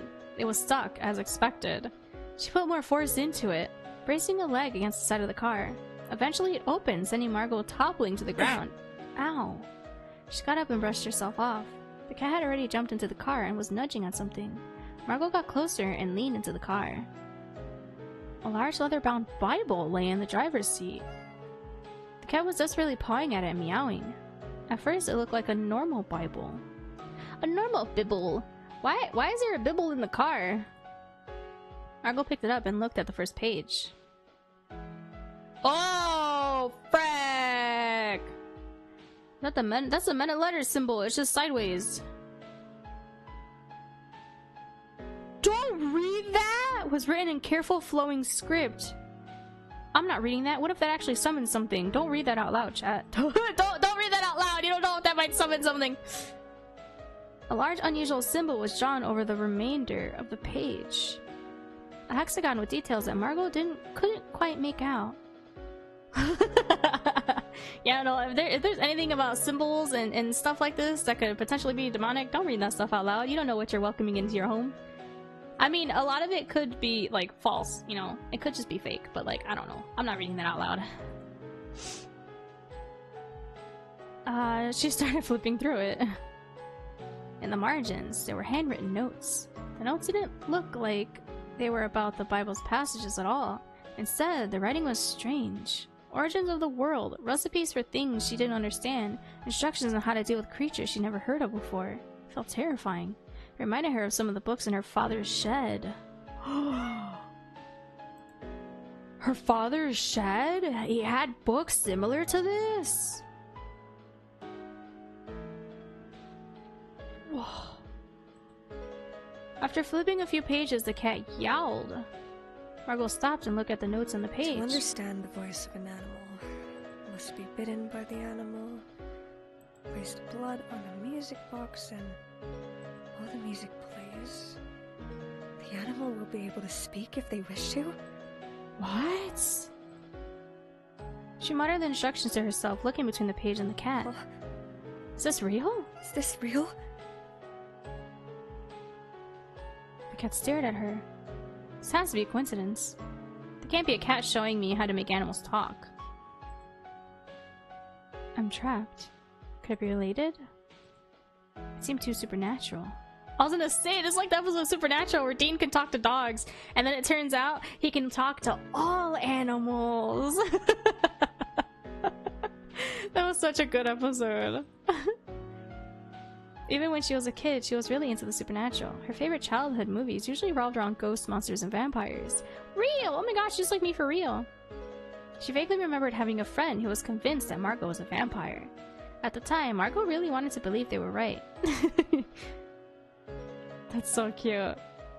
It meant that she could have a bigger, more interesting life outside of her trailer. She could be whisked away on some grand adventure. She felt embarrassed thinking about that time. Was she really so gullible? Reading the notes in the book. Why did she so desperately want everything in her, everything in front of her to be real? She stared into the cat's eyes. What if she was just asleep, her head down in the park table, just having another lucid dream? What would it mean for her if this was real? Would it give purpose to her life? What happened then? Margot's bedroom was getting darker. She didn't realize how long she had been laying in bed. Her phone buzzed.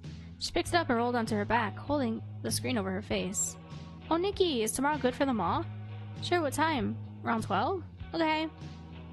Nikki used to be notoriously late all the time to everything. Margot wondered if her habits had changed and when she actually expected Nikki to arrive. She put her phone down and rolled back onto her stomach, continuing to read through the notes in the book. Oh! No, I don't know. That was her last lucid dream was when we met the woman, but we haven't had any since then. June 14th. Sunday afternoon.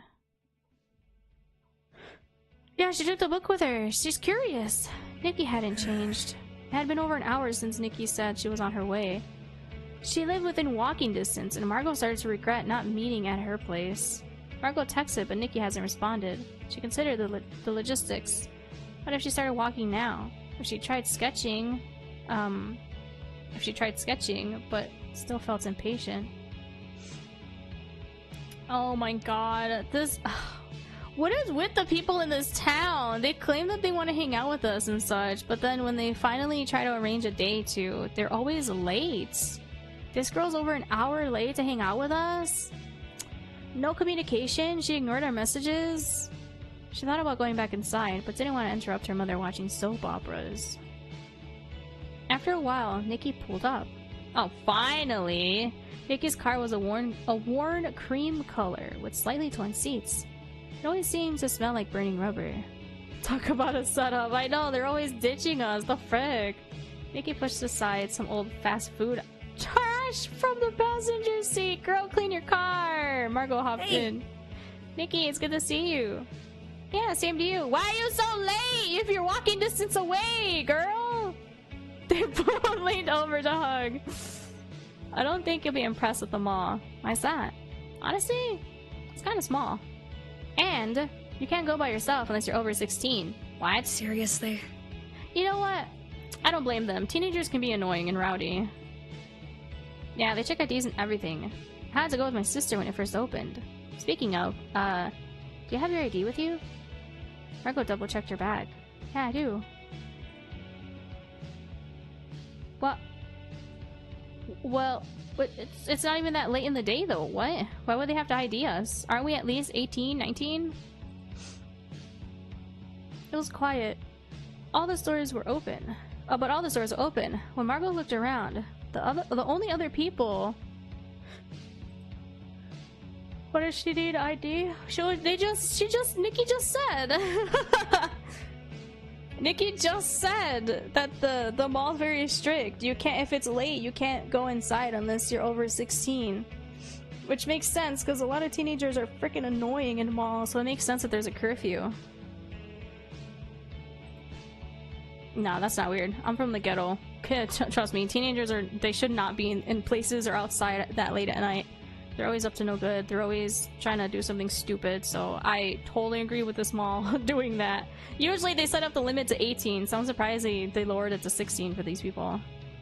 When Margot looked around, the only other people she saw were employees and elderly couples. I think Sunday morning at the mall is for old people. It's for old people exercise! As long as you're over 16, right? They went into the department store. Nikki was eager to start trying things on. Margot went to look at jeans. Want me to help you find something? Is your size even in this section? I'm good. I found some things over there. After hearing Nikki's question, Margot became more and more focused on the thought of her size. It seemed like the more she thought about it, the more her clothing options dwindled. No, it's okay, Margot. You're fine. It was hard to find something. Food court. After some more meandering, they decided to sit down and grab something to eat. I don't think she meant it in a bad way. She was just asking her, are you sure your sizes are here? So like, that way they can like look together. I grabbed a small table behind some plants. I'm not sure what to do next. Hello, I hope you're doing well. Move out of my parents, sure, but I guess community college? Do you still want to be a teacher? I think so. But whatever, I still have time to think about it. I have some friends in Phoenix who have been talking about renting an apartment together. Well, cool. Do you know where you're going to live? Not yet. A dorm? Any roommates?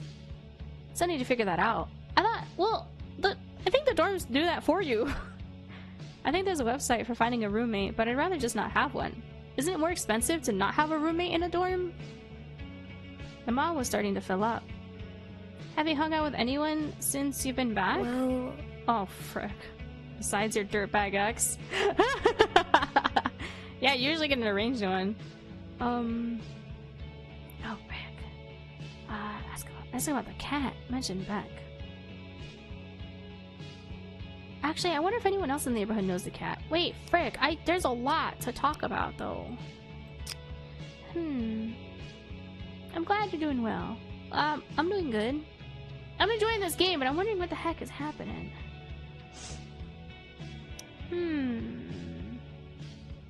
Ask about the cat. Yeah, I'm very curious about the cat, but I wonder if anyone else knows Beck, because Beck said that she was here when she was little, and then she moved around a lot, so I doubt they'll even know about Beck.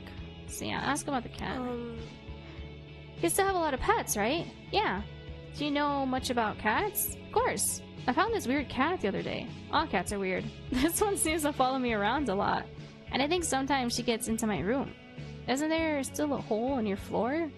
Yeah. Maybe that's it. What? We have a hole in our floor? Maybe she had kittens under your place. Yeah, I thought about that. Margot thought about how and where the next part. Nikki used to go to church a lot, and what happened still felt like a wild dream. I felt like she was trying to show me something. Probably the kittens. I mean, like, do cats like collecting stuff? Do they like bury their toys? No, you're thinking of dogs. Oh. I think this cat is doing that. It's probably been around a lot of dogs then. Oh god, this girl is not helpful.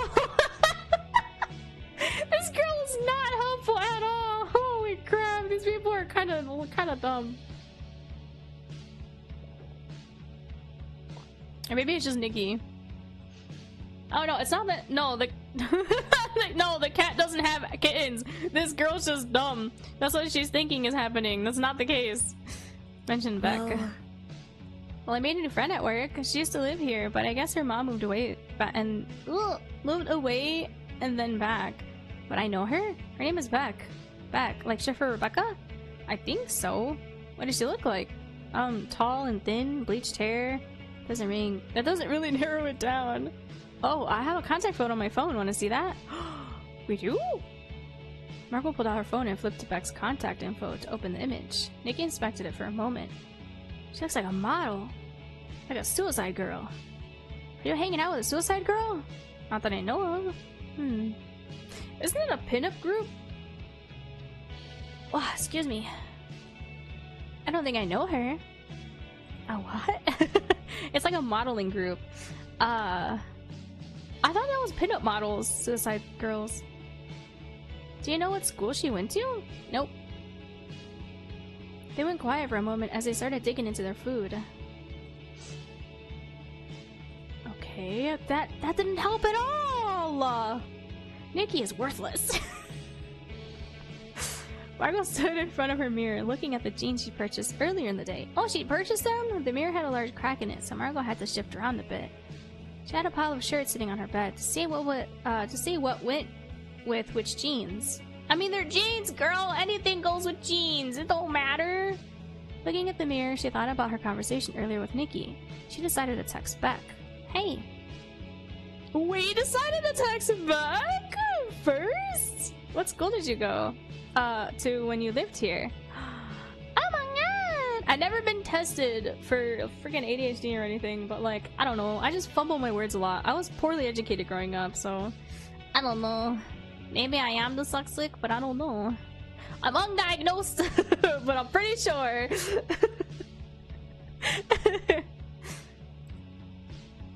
What if we were in class together? Lol. We were.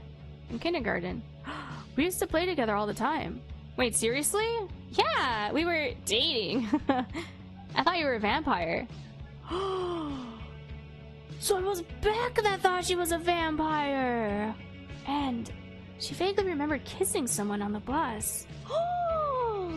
She had her first kiss already? Oh my god! What? Sorry I didn't mention it sooner. I figured you didn't remember or recognize me. My name is different, and I'm not a 5-year-old boy anymore. Oh! Becca's a female! Oh my god!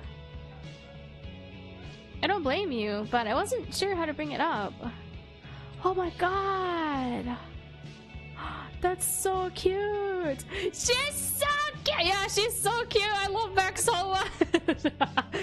Beck, oh my god, childhood friends to lovers? No freaking way! This is friends to lovers! This is friends to lovers! Oh my god! Let's go! Oh, let's go! Yes! Sorry, I didn't mean to put you on the spot. It's pretty cool that we're friends again. I remember the vampire memory. I don't want to say the bus memory. I remember the vampire memory. I remember you kept asking me to bite you. Wasn't your favorite movie Interview with the Vampire?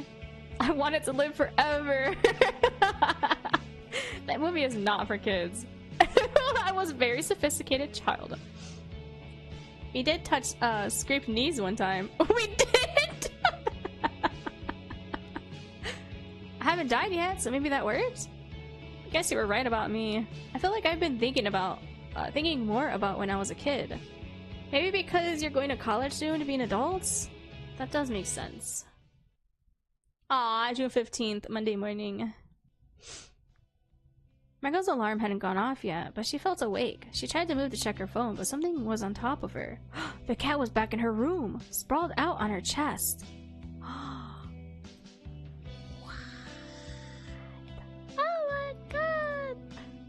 She thought about what Nikki suggested. Was the cat living under her floor?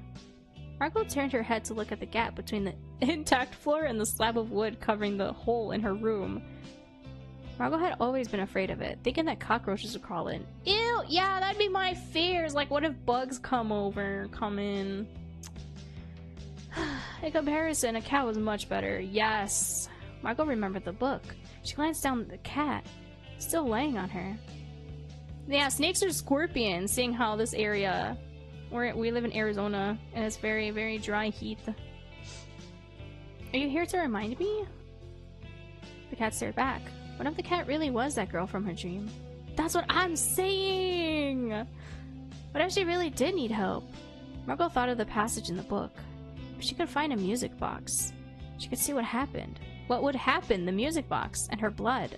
She was stuck in the idea of her blood being involved in the mix. Yeah, get some rest. Take care. Thank you so much for stopping by. I appreciate it. She didn't know if she was sick or not. She didn't know how to get tested. Margot continued to lay on her back, staring up at the ceiling. In the other room, she could hear her mother watching the news. It sounded like something about a string of grave robberies. What the frick? Yeah, this game is very interesting. I love the mystery horror aspect is so cool. Does that actually still happen? Apparently people in town were worried that it was for a satanic cult. Like the book we have. Margot thought about the other things she would hear about it on the news, like stories about UFOs in Phoenix. Maybe it was just people who want the world to be a more exciting place? Was she any different than them? Margot absentmindedly pet the cat. What if you really can talk? What would you say? After a while, there was a familiar knock at her door. The cat jumped off her bed and disappeared before Margot's mother opened the door. Are you up for work?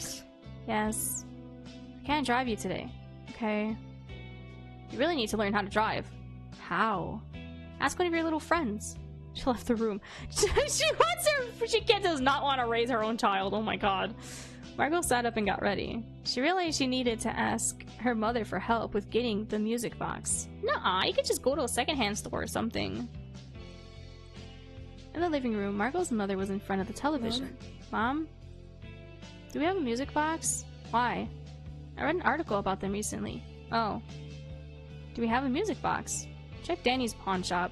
Who's Danny? There was only a couple of pawn shops around, so Margot figured she could find out which one that was. She went down to the door, ready to head out. Oh, is her mom dating this Danny person? Why not have your little friend in the convertible teach you how to drive? Margot left. Why is your mom acting petty? What the frick? She's talking about Beck? Our mom's probably talking about Beck. Is she jealous or something? It was time to start her pawn shop mission. Oh! She stopped at the one closest to home. Margot went inside. The pawn shop had the typical dusty, mothball smell and a secondhand store. Around her were cluttered shelves of old cameras and novelty knives under glass displays. She kept thinking about how cagey her mom was with details.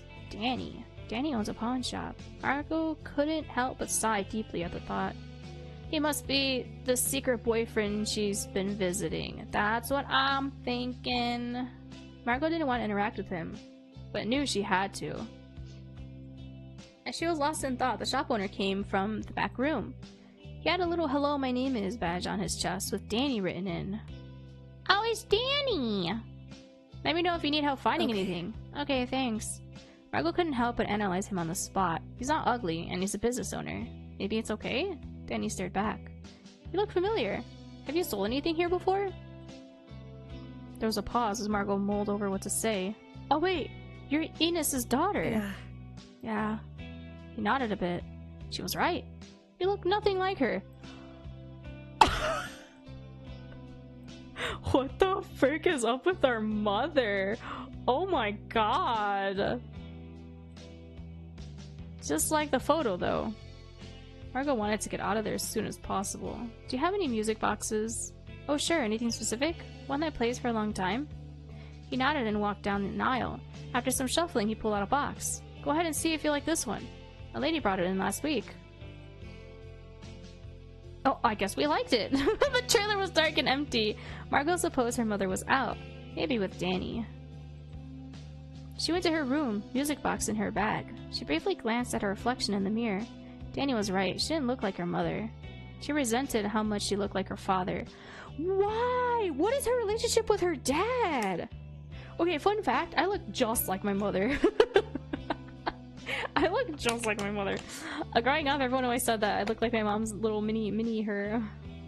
And like, I even look like my grandmother in her photos because my mom looks like my grandmother.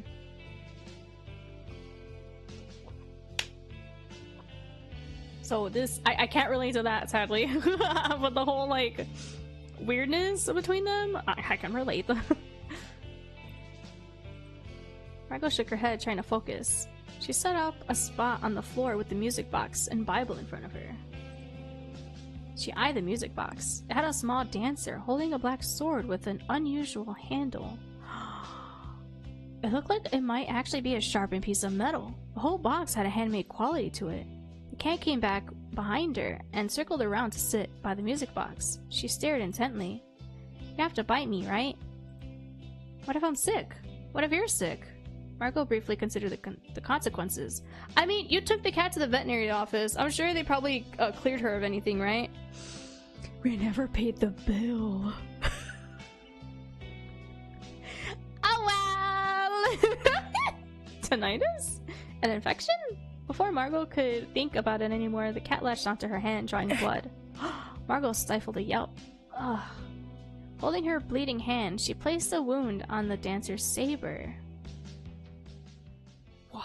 It's a ballerina! I thought it was a knight! Margot bit her lip, trying to ignore the pain. With the blood in place, she wound up the box. Maybe if she put on hand sanitizers now, it would be okay. Oh, excuse me. She dug into her bag, trying to find the small bottle. A little song started to play. Margot's attention snapped from her bag to the cat. Is it working? It was the same voice. This was the girl! I knew it! I need you to do one more thing. The steps should be in the book. I need hair from your mother and father. Oh! Then burn it. What? Our father's deceased. We're gonna have the grave rob? The music box stopped, and she started meowing again. Margot stared, her mouth open. She could feel her mouth going dry. How? How? Oh, sorry, I don't know if you guys heard. She looked down at the music box to check if the blood was there. It was. Were you in my dream? The cat nudged around the book, flipping pages. She loudly meowed again. Margot looked at the page. Wrap hair from parents around the box. Set it on fire. Margot read the steps over and over. Collect the hair, add more blood, set it on fire. She looked at her hands. She looked at the blood drying on her palm. She wondered if she was okay. What? It was happening again. The girl was in her room again. Now you know what to do. One more step to free me. I'll try to do it tomorrow, but I still don't really understand. We don't have her father's hair. You never told me why I need to help you. Tomorrow. Okay. Tomorrow, I guess. June 16th, Tuesday afternoon. During lunch, Margot had a text from Lee. Sorry I left the movie early. I got a call for my new job, so I had to go. Yeah, I'm sure you did. Jay had told her that Lee had an argument with someone. Was it over the phone? Or are you apologizing now? It's been days. Better late than never, lol. I'm working at a restaurant if you want to stop by. Margot put her phone away. Tonight, she had to help that girl. Yeah, I'm not gonna hang out with Lee. What the frick? Lee, you can suck it. Just go suck your foot or something, man. After work. The trailer was empty. Her mother wasn't home. Margot thought it would be safe to get the dishes for herself. She went to her mom's room. In the dresser, she found the bottom drawer stacked with everything from the kitchen. She grabbed what she needed and left. After cooking, she sat on the couch. She wasn't alone. The cat was there watching her. You want me to get the hair? The cat started walking across Margot's lap, making it hard to hold her bowl. Okay. Let me finish eating first. As she ate, Margot considered the next steps. She hadn't really stopped to seriously consider what was about to happen. In the past, Margot had always said yes to anyone and anything. At this point, it was reflexive. Yeah, wait, shut up! I was doing that for her too. Frick, I'm also a yes person. Dang it, me and Margot are the same for real. Dang it. She made friends by helping people with their homework when they asked. She got into her private school by accepting an invitation to a gifted summer camp. It always worked out for her. But she had to wonder, what was she saying yes to this time? Why did she feel a pang of guilt from even considering saying no to the girl in her dreams? Margot finished up her food and washed the dishes. No, we can't have the dishes. You should have grabbed plastic or paper stuff. Our mom's gonna know that we're in her room because that's where the dishes are. You're gonna make her mad. She checked her phone in the driveway before heading back to her mother's room.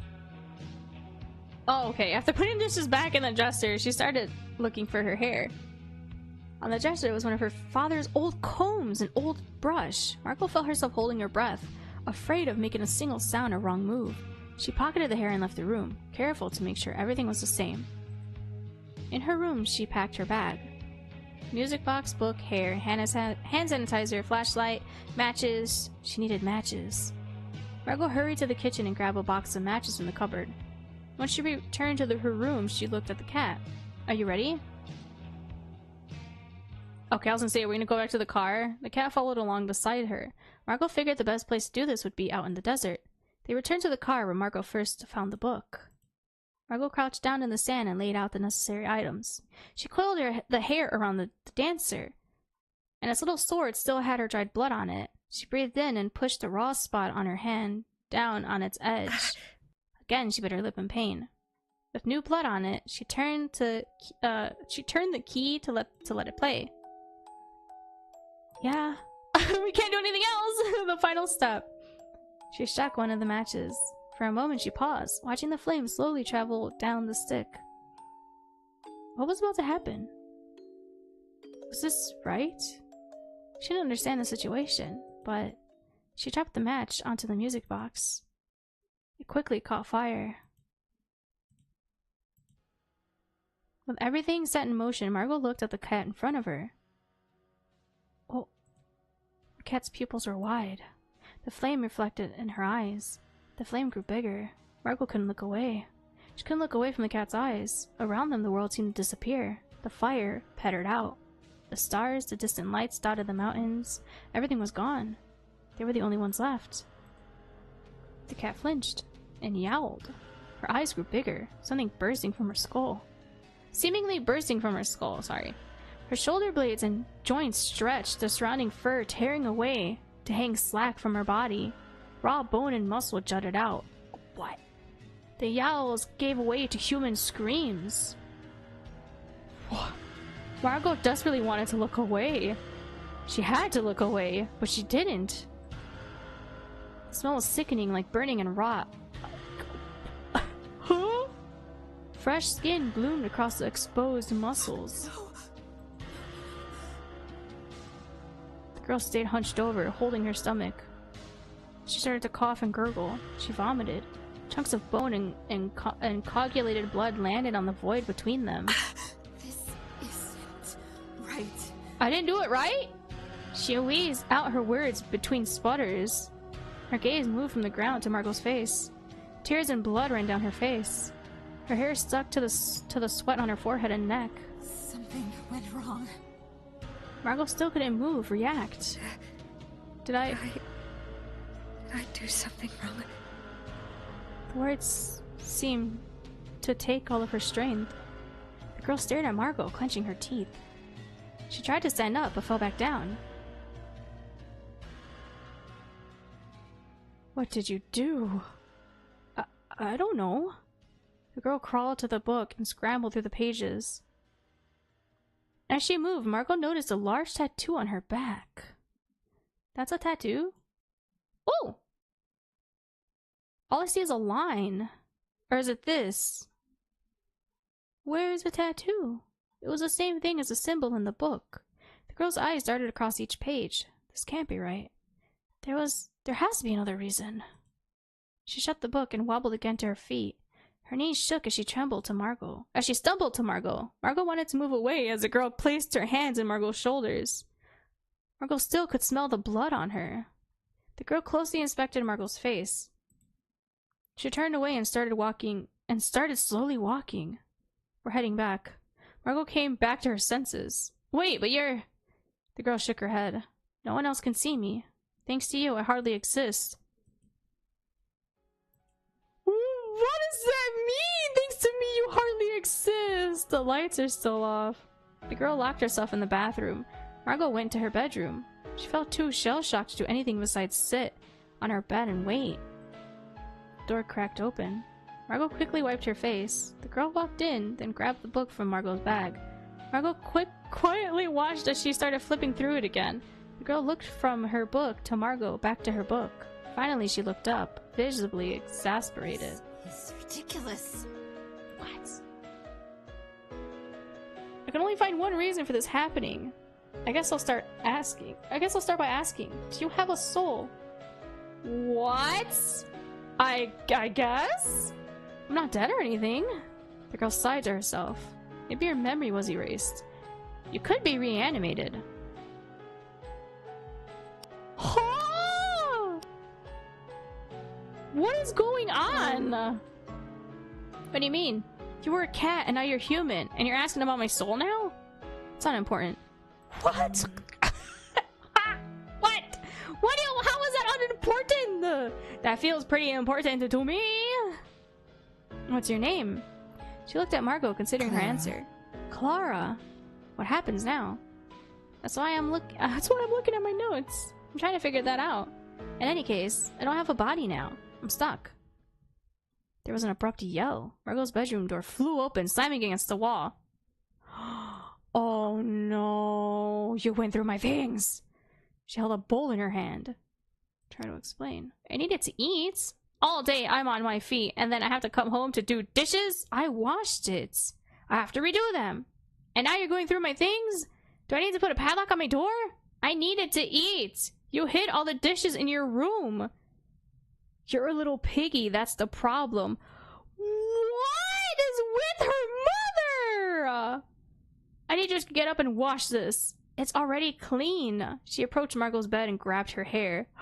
Push her away. Margot shoved her away. Her mother crumpled to the ground. She started screaming. Don't you lay a finger on me. You're 18 now. Next time, I will call the police. Then you're out of here. Oh my god, but you're the one being abusive, woman. What? She got up, clutching the bowl, clutching her pearls. You can kiss college goodbye, and you can kiss my butt goodbye. She slammed the door shut. In a daze, Margot collapsed onto her bed. Her scalp throbbed. Her ears are ringing. Through the thin walls, she could hear the sink in the kitchen running. The sound of her mother cursing over and over under her breath about what happened next. What would happen next time? Oh my god, this lady is psychotic. Did she just go off the rails after their father died? After her father died? Like what? Who? What? Huh? All Margot could do was wait for it to end. Clara was gone again, just like when she was a cat. June 17th, Wednesday morning. In the morning, Margot quickly got ready. There was no sign of the cat, or was it Clara now? She wasn't hungry. She rushed past her mother in the living room and headed to work. She didn't want to give herself a moment. She didn't want to give herself a moment alone with her mother, or time to think about that night before. Good. She don't deserve our time of day. She had to keep her mind off of things. Wait, excuse me. She had to compartmentalize. No. Nah, I do that every day. Thinking about the blood, the screaming. She couldn't let herself lose focus. Focusing herself to forget about her troubles is what got her into private school after all. She shifted through paperwork. Her free hand combed through her hair, finding more loose clumps. She didn't realize how hard her mother had pulled at her hair. A sizable amount piled up on the floor next to her. Oh, would I leave her with a bald spot? With yet another permanent visible scar? What? What do you mean? What? No, what other permanent visible scar? Another thing she needed to distract herself from. She closed a file on the desk. Maybe she could try talking to a resident? Margot and Erica sat with one of the residents in the lounge. Tina, this is Margot. She's helping out for the summer. Oh, nice to meet you. I don't know if you've heard about this, Margot, but Gina is receiving a congressional gold medal next month. What's that? It's the highest civilian award. She was in the WASP program. WASP? Gina waved her hand. Margot politely smiled, not wanting to ask 2 questions in a row. Erica, you've bragged about me to everyone here. It's impressive. It makes you a celebrity. Gina chuckled. I just did what I had to. Margot shyly listened to the two, as the two bantered. Wow, I can't read. After work. Come by. No! Where? The restaurant. You never told me the name. Why didn't you say something? Oh my god. Like it's our problem that you're not communicating with us. She was conflicted. If she went home, maybe she could talk to Claire again. She could find out what's going on. However, she didn't want to she didn't want to be around her mother. Maybe she didn't spend time. Maybe if she spent enough time out, her mother would already be gone or asleep when she came home. That didn't work out last time. Margot, no! Why was there no option? Why is she going to the restaurant? Margot, please, child. It was a small hole in the wall near work. She looked around and found Lee sitting at a booth. He nodded at her. She breathed in. Hopefully, he would be in a better mood today than he was at the movie. She sat across from him. I was starting to think I got stood up. Good! We were supposed to, but they didn't let me! Sorry again for leaving early. That's all you're sorry for is leaving early? Not about assaulting us? Man... It's not fine, Margot! Lee grumbled to himself. There's some crazy chicks out there. Yeah, and you too! You're also crazy! Thought you left because of work call. Lee shrugged. I'll make it up to you. I'll get dinner, okay? I got a discount. Okay. No, what if he drugs your food? They ordered their food. How's your job going? Fine, I talked with the resident today. So you get to hang out with people all day? Sounds easy. I don't think that's fair. This is your first job, right? You don't know how hard it can be. Oh my god. I hate this guy so much. I gave him the benefit of the doubt in the beginning. And then I hated him. And then the fact that she just wanted to be friends with him and he's still pushing. Oh god, please let us... I don't want to hang out with him. He sucks. Like, I think I'll have to quit this job pretty soon. Why? Didn't she just start? Yeah, but I don't think I'm getting paid enough. And they want me to take drug tests. I don't want to deal with all that. Oh my god, literally every job does that, you idiot. Their food arrived. They sat in silence. They briefly looked up at Margot. Why do you keep messing with your hair? Her hand was still running through her hair, pulling out more loose strands. She folded her hands in her lap. I'm just tired. Margot wanted to change the subject. Looking at Lee, she noticed he was wearing a necklace with a pentacle on it. Is your necklace new? Yeah, I got it at a secondhand. I got it at a head shop that opened like a month ago. They have a bunch of crystals and stuff. Huh. Like new age stuff? What was it that happened with Clara? Was it magic? Are you into that now? Maybe you should start going to church with me again. I'm just wondering. Speaking of, I found a weird Bible. How is it weird? It has a bunch of handwritten notes in it. Well, if it's a Bible, it can't be anything like that weird. Margot picked at her food, pulling it apart. Guess not. Are you still living at home? For now, yeah. I got an apartment. Okay, good for you! Margot smiled. Girl, don't smile at him. He's gonna think that you're gonna want him to invite you over or something. Oh god, Margot. Sweet summer child. You've been trying to get one for a while, right? Yeah, I finally saved up enough for a deposit. Jesus. Margot's mind wandered from home to Clara. Maybe that store would have something that could help Clara. Clara needed Margot to get a music box in the first place. Maybe there were things that she would need for a spell or something that would fix whatever happened. How was it real? Was any of it real? You're gonna come over after this? No! Check out my new place. No thanks. Margot grimaced. Maybe another time. Evening.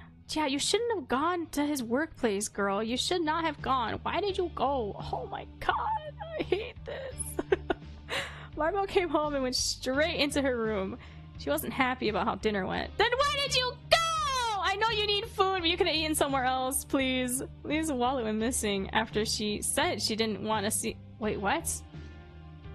Wow! He was only gonna pay for her food if she went to his place? Yeah, no, this guy... Oh. Ugh, this guy is terrible. Lee's wallet went missing after she said she didn't want to see his apartment. But she did learn something useful. Margot? Margot jumped in surprise. You're back! Oh, hello! Welcome! I hope you're doing well. I hate Lee, please. Can we use him as a sacrifice? I want to volunteer Lee as a sacrifice. Happy to hear you loving me. I want him gone. Delete him from the code files. Oh my gosh. I like Beck. I love Beck so much. Beck is my favorite. Clara's so mysterious too. Oh my god. I love Clara too.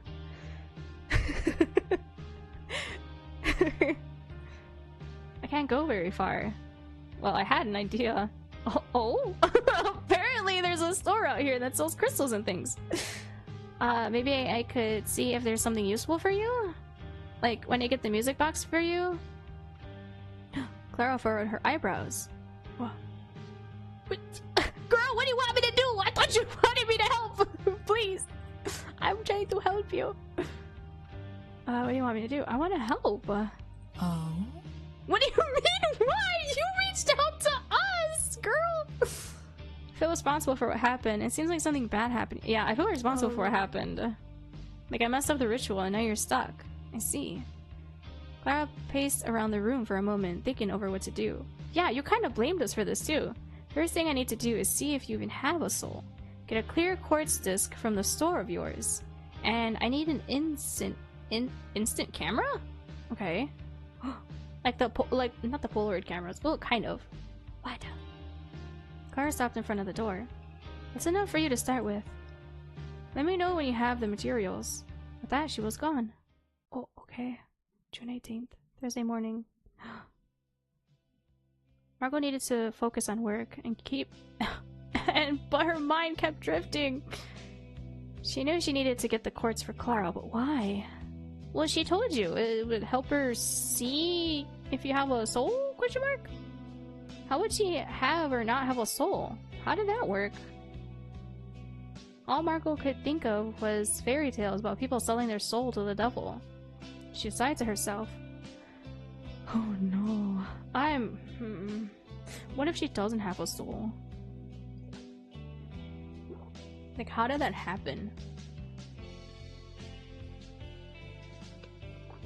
Oh my god. I'm so nervous for Margot. Oh god, I'm so nervous for Margot. I'm so nervous for Margot. Sorry, I'm rearranging my 2 water bottles that are empty so they don't fall and startle me. After what she had seen this week, maybe those stories didn't seem too didn't seem so outlandish. There was a knock at the door. Hey. Oh, hey! How's work? Hi. Good right now. Good now that you're here, Beck! Do you need help? Not really. My mom was here for a visit. I thought I'd stop by and see if you're free today. Wanted to check out downtown. Oh, wait. Frack, where were you, Beck? We could have hung out with you yesterday.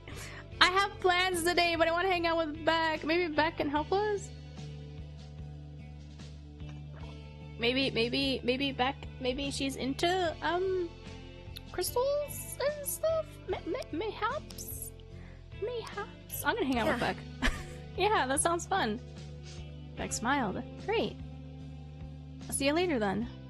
With that, she left. Later, Margot met with Gina in the lounge. Margot, so nice to see you again. Though you were rather quiet last time. Sorry, I had some questions I didn't want to interrupt, but I didn't want to interrupt.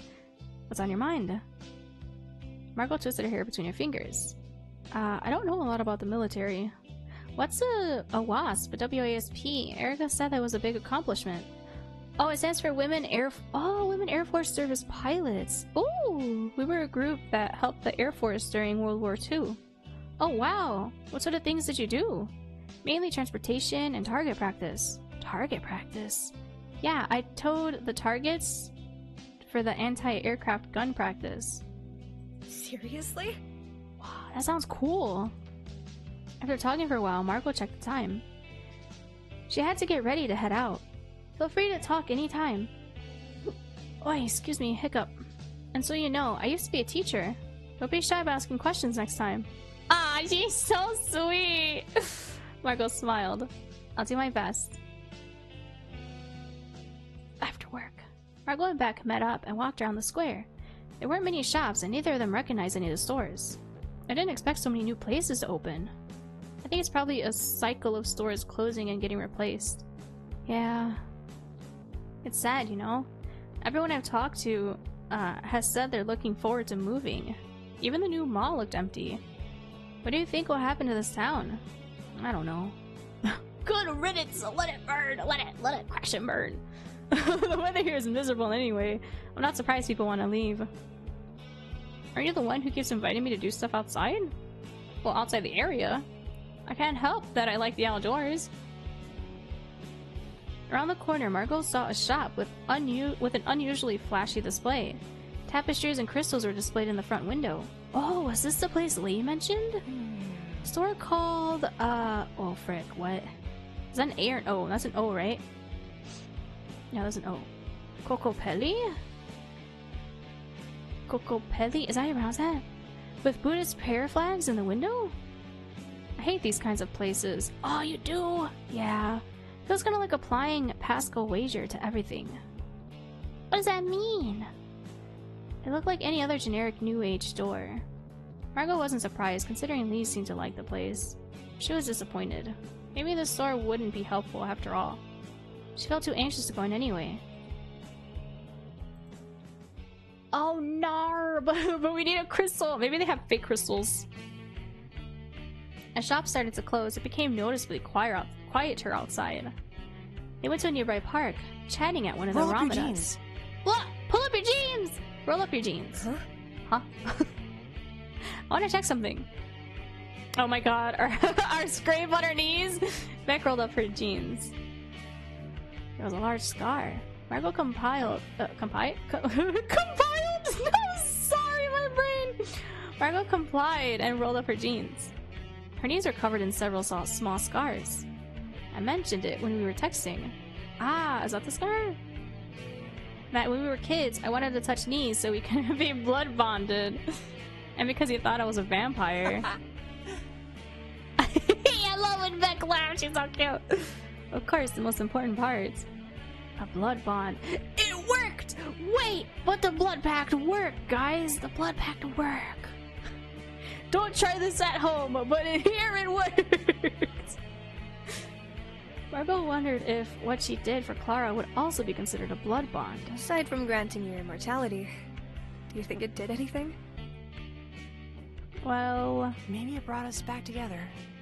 that's what I'm saying. Is that weird to think? No. Maybe a little superstitious. I think it did. No, I think it did. Yeah. Maybe it did bring us back together. I haven't thought about it for years. But when my parents brought in mail, I used to ask them if I had a letter from you. I thought maybe one day you'd pop back up. Margot sighed to herself. How did I forget all that stuff? You get older. It's silly kid stuff. You move on. Beck smiled. I thought about you too. Yeah? I worried about you. What do you mean? Beck shook her head. Ah, it's nothing. You wanted to stop hiding things from me. While they were on the topic of blood bonds, Margot desperately wanted to talk to Beck about the Clara situation. She wanted someone, anyone to talk to so she could wrap her head around what happened. Hey, I've been meaning to ask you. What's up? Why were you so freaked out by the cat the other day? How do I explain? You know how sometimes dogs have human eyes? Sure. That's what that cat was like. Wait, does she have some kind of like supernatural tell for people? Like, what is it, a medium?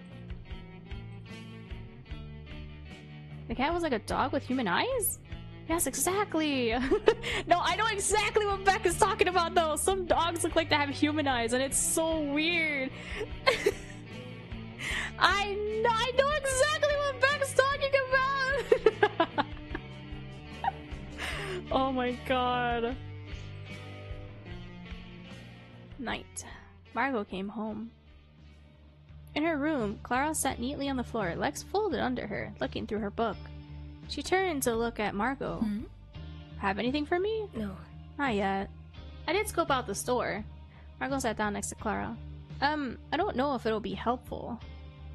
Would you want to go with me to check? I want to make sure I get the right thing. Clara shrugged. If you bring my book with you, I can. But... Oh, so she's tied to the item! She looked away. I don't feel comfortable being outside in this body. You said no one else can see you, right? Well, it doesn't change how I feel. I'm still getting used to being human again. How long were you a cat? Clara shook her head, I'm sorry. Another time. Okay.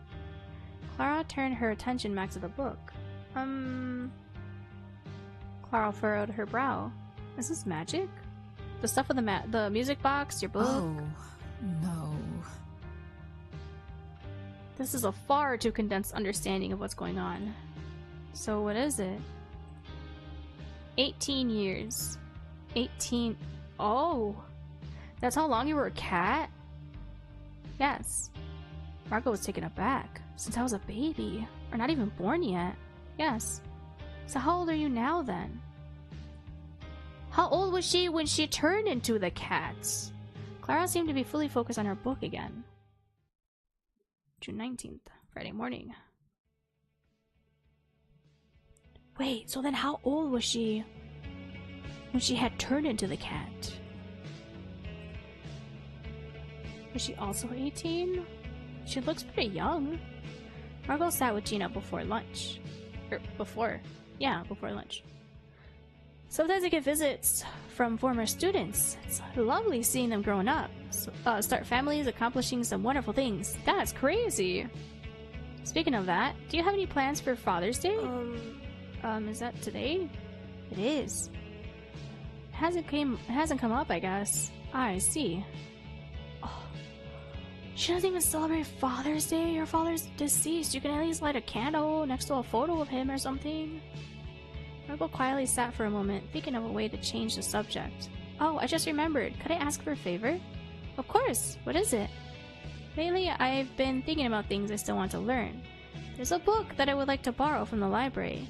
Could you see if that's possible? Sure. Margot wrote down the name of the book and pass on to Erica later. After work, Margot stood outside the shop.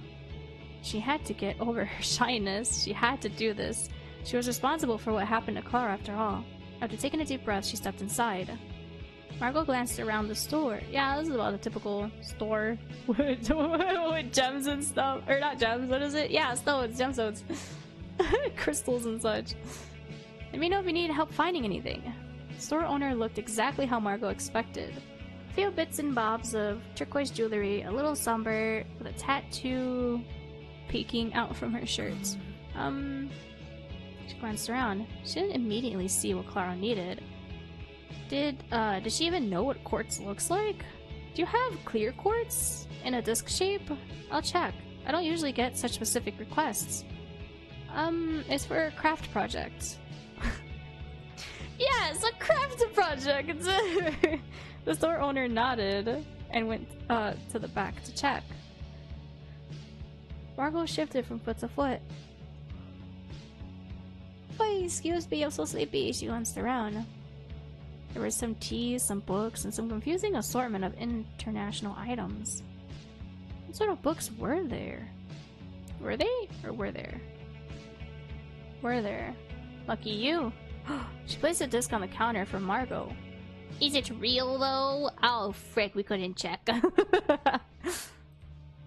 In her room, Margot glanced down at Clara's book. She had stopped carrying it with her so Clara could have time to study. Yeah, time alone to study. It should be fine while both her and her mother are at work, right? Margot looked around. No sign of Clara. How was she supposed to get a hold of her? Yeah. Margot set her back down on her bed and pulled the quartz out. Clara? The voice was... Oh, the voice was behind her! There was a voice behind her! Yes? You have it! Margot turned around. You're here. Clara stepped beside her and picked up the quartz. She held it up, examining the light coming through it. This will do. Do you have a camera? Margot thought for a second. I think my dad had an old instant camera in the shed. Clara walked to the door. Oh yeah, her dad has this kind of stuff, she was saying. What if her dad, like, passed away due to an accident of something, and the spell, like, probably rebounded and made her forget her memories? And that's why she don't remember things? Because maybe Margot was nearby? Margot felt a jolt of fear. She didn't know when her mother would be home. Are you sure no one else can see you? Yes. What about hearing you? No. They can't hear you talking to me either. How? Clara walked to the door. Clara and Margot carefully looked through the boxes of old art supplies. Huh. She held up a book to Clara. Someone at work mentioned this to me today. Maybe I should read it. Clara briefly glanced over at Margot before continuing to look for through the box in front of her. Bardo Thodol? What is it? Margot glanced down at the book in her hand. I don't know. My dad has a bunch of stuff like this. That seems so suspicious! Back in Margot's room, Clara disassembled the camera. So your father was an artist, sort of. She pieced it back together, the cord serving as a lens. After assessing her work, she pointed the camera at Margot. Smile! Margot glanced up as Clara snapped a picture. Photograph paper popped out. Ah, so it is like a Polaroid camera. Clara set the picture down on the nightstand to develop. What does the quartz do? Something like spirit photography. Clara picked up the picture and examined it. Margot looked over her shoulder. I had finished developing, but it was strange. Maybe the paper was too old? It had Margot caught in a candid pose. Her face was covered with an unusual flower. It reminded her of the passion flower she saw in the park with Beck. Around her, it looked like the creases of the photo paper were bleeding. In a way, it reminded her of arms. Clara muttered to herself. No. That can't be right. She laid the photograph back down and went to her book. Margot waited. Why didn't you tell me? What? This is a demon's imprint. You don't have a soul after all. That's why it didn't work. Clara turned to Margot. You thought I wouldn't find out? I didn't know. How are you? Oh my god, what is happening? How are we supposed to know this? I don't even know what you're talking about. Maybe there's a way to get it back or construct a new one? We need one so I can have a body. Clara took off into the distance, her voice getting quieter and quieter. If I could find him, he would know what to do. Margot looked at Clara. Should I be worried? Clara snapped her attention back to Margot. Yes. I need to do more research. Take me to the library as soon as you can. Okay, I can do that. In the meanwhile, be very cautious with the book. Margot nodded. I need to make sure you don't die. Otherwise, we both face nothingness. Oh. Not even purgatory, just nothingness? Margot woke up feeling sweaty. Air conditioning must have stopped working. She got up and walked past the kitchen to the hallway. She checked the bathroom, but it was in use. Margot returned to her room. She needed a distraction. Last night it was hard for her to fall asleep. She kept thinking about the photograph, the red lines coursing through it. Clara's assertion that she was soulless. Thinking about it all. It was the same feeling in her chest when she got accepted to the college she wanted. She twisted the fabric in the hem of her shirt. Why was she like this? Why did she want these things to be real? The things Clara told her only made her look forward to what would happen next. She shook her head. She had to stop thinking like that. It wasn't right. Wait, what do you mean? This was dangerous. She had to be calculated. She had to be calculated with her risks. She had to plan ahead. Think about school, think about work. She couldn't be gullible. She realized she hadn't heard from her private school friends in a while. That would be better focus. That would be better to focus on. Oh my god, I can't read. My words are fumbling. What?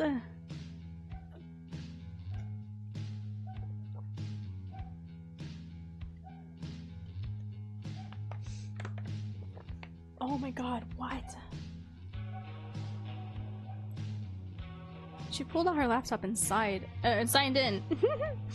There was a group chat with everyone coordinating 4th of July plans. Alexandra, I'm excited to meet up. Can everyone make it? Margot, I don't think I'll be able to make it. Miss you guys. Karina, oh Margot, I missed you. Excited to hear about California soon. One of her friends messaged her individually. How have you been? I hope your family has been alright. wondering since you've been quiet in the group chat. I've been okay, just busy with work. Been slacking on checking my messages, lol. There was one more unread message. What the heck again? Wanted to ask again if you know Victor Silva. My mom passed away a few years ago, so I only want closure. I don't want to bother you. Let me know if I have the wrong person. Margot stared at her screen. What'd she say? At some point, she had to try again to ask her mother. Margot checked the bathroom again. This time it was free, so she went in. Margot looked at herself in the bathroom mirror. Her hair looked matted from the sweat. She hopped in the shower and scrubbed away, comparing it to the dorm showers.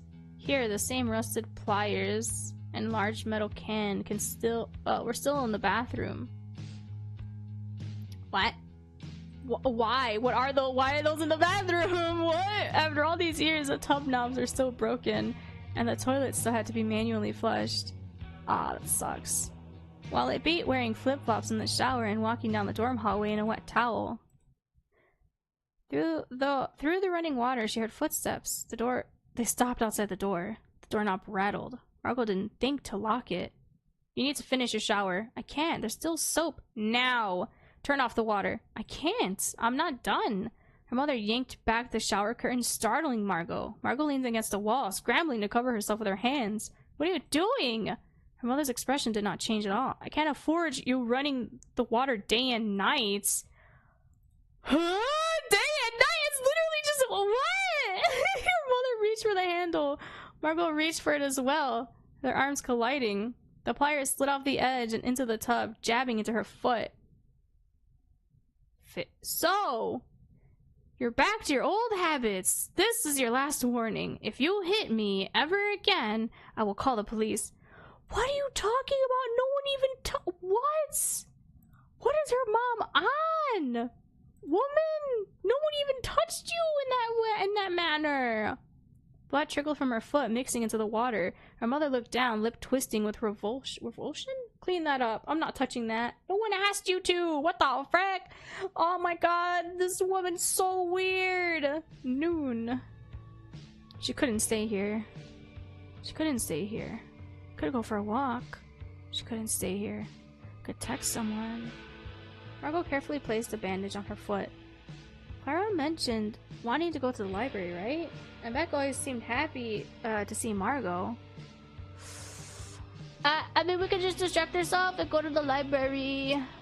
Margot was apprehensive about talking to Clara. They didn't seem to get along, but they don't get along because she's using her. And like, what the heck? Oh my god, my voice is already giving out. I'm sorry. If they were going to be around each other for a while, Margot had to try to find some common ground. Maybe this would help. Margot looked around her room. She meekly whispered. Clara? What? Margot turned to see Clara seated on her bed, legs crossed. Can we go for a walk? You can go to the library. Clara looked away for a moment, considering it. She nodded. You can. Oh my god, if she would have said no, I would have gotten so mad. Clara carefully placed a pile of books on the table in the library study room. Margot looked up from her sketchbook. I don't know what I expected. Not a lot of useful information. Yeah, I didn't expect the library to have a dedicated occult section. Clara sighed. She sat down and flipped through the first book. There were books at the store I went to for the courts. You could check there as well? Yes. Clara quietly drew as Clara read next to her. Hey. What? What did you mean by nothingness? Well... Nothing can truly be destroyed. Just like everything else, souls are a sort of energy. But if a demon has it, then they're using that energy. So you won't be able to move on to an afterlife or the next life. Okay. How am I not dead without one? What is this energy? Most likely, the demon is simply allowing you to stay alive. It's an amount of power over reality. Typically, everything has the same amount of energy, but there are beings who can collect it. The more they have, the more they can manipulate reality. Does that clear things up? No, that feels more confusing. So they have the power to just... They could Thanos us away like that? What? Clara jumped her fingers on the table. What I'm thinking is that we either harvest a new energy or get your soul back. But I have limited experience. Margot rested her chin in her hand. Wow, excuse me, hiccup. There were so many things she wanted to ask, but was too afraid. Clara hadn't been too forthcoming, and Margot doubted she would open up about how she knew about demons or souls. What were these beings? What was a demon anyway? The devil or a little red ghoul with a pitchfork? She still felt skeptical that any of this was real. You still haven't told me exactly what's going on with you. There isn't much to tell. I need a blood bond with a human to be a human. The blood bond! Wait, how do we have that? That means we had that before if she was able to reach out now. Margot jotted down some notes beside her drawing. Maybe this was something she could look up on her own. There was a knock on the window of the study room. Margot turned to look. Jade stood there, bag slung over her shoulder, waving to Margot. She gestured to the door and Margot nodded. She came in. Hey! Starting your studying early? Margot looked at the pile of books. Clara continued reading, undisturbed. Jade really didn't seem to notice her. Nah, just reading up on some stuff for fun. Oh, what about? Margot looked at the pile. World religions? Anything cool? Just a lot of stuff that's new to me. What are you up to? I'm heading back home now, but I was in the piano room. Have you seen it yet? I think they added it last year. That's cool. Yeah, I like having something a little nicer than a keyboard to practice on. Ah, Jade checked her phone. Sorry, I have to head out so soon. Let's hang out sometime, okay? Sure, yeah. Jade smiled and left. Piano room. Margot turned back to look at Clara. How did Jade not see her? Was she really there? Was Clara even real? I think I need a break anyway. You play the piano? Yes. Oh! Clara sat down in front of the piano. She tentatively tapped at the keys. It's been so long. I don't know if I can still play. It doesn't hurt to try. I guess not. Clara slowly placed her hands in position. She played something to warm up a bit. It was noticeably jumbled. She let out a frustrated sigh. This is so annoying. It's okay. I can't play any instruments, so I didn't think it's impressive to be. Oh, excuse me. Is that so? Yeah. I can sing, but not that well. Real! What do you want to ask? Can you play another instrument? How did you learn the piano? My mother taught me. She expected me to put on a performance. For who? People at church? How did you learn to sing? I took a couple of classes when I went to private school. I wanted to try sooner, but my parents didn't like hearing me sing at home. I started drawing instead, since it's quieter. See. Her parents? Plural. That means even her father didn't like to hear her sing. I bet you she was good at singing, but her parents just suck. But dang it, I thought her father was a good guy. I genuinely thought her father was a good guy. Now it's seeming like he might not be that good. She tapped at the keys again. How about I play a song and you sing? I like that idea. Ah! Clara started playing a bit. Margot listened, trying to figure out the song. Is this Twinkle Twinkle Little Star? Clara gave Margot a look. You said you're bad at singing, so I wanted to give you an easy one. Oh, and not because you're relearning the piano? That's not how the lyrics go. Okay. Twinkle, twinkle, little star. Clara played the song a few times. Each iteration was an improvement. Margot looked over, noticing Clara smiling to herself as she played. Ah, she's so cute! That was Clara's life. What was Clara's life like before, Margot wondered. Why did she leave it all behind? Clara ended the last playthrough with a small That was pretty good.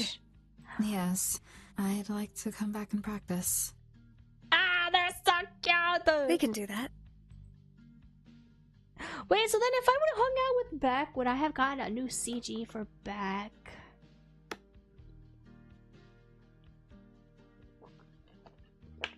Dang it.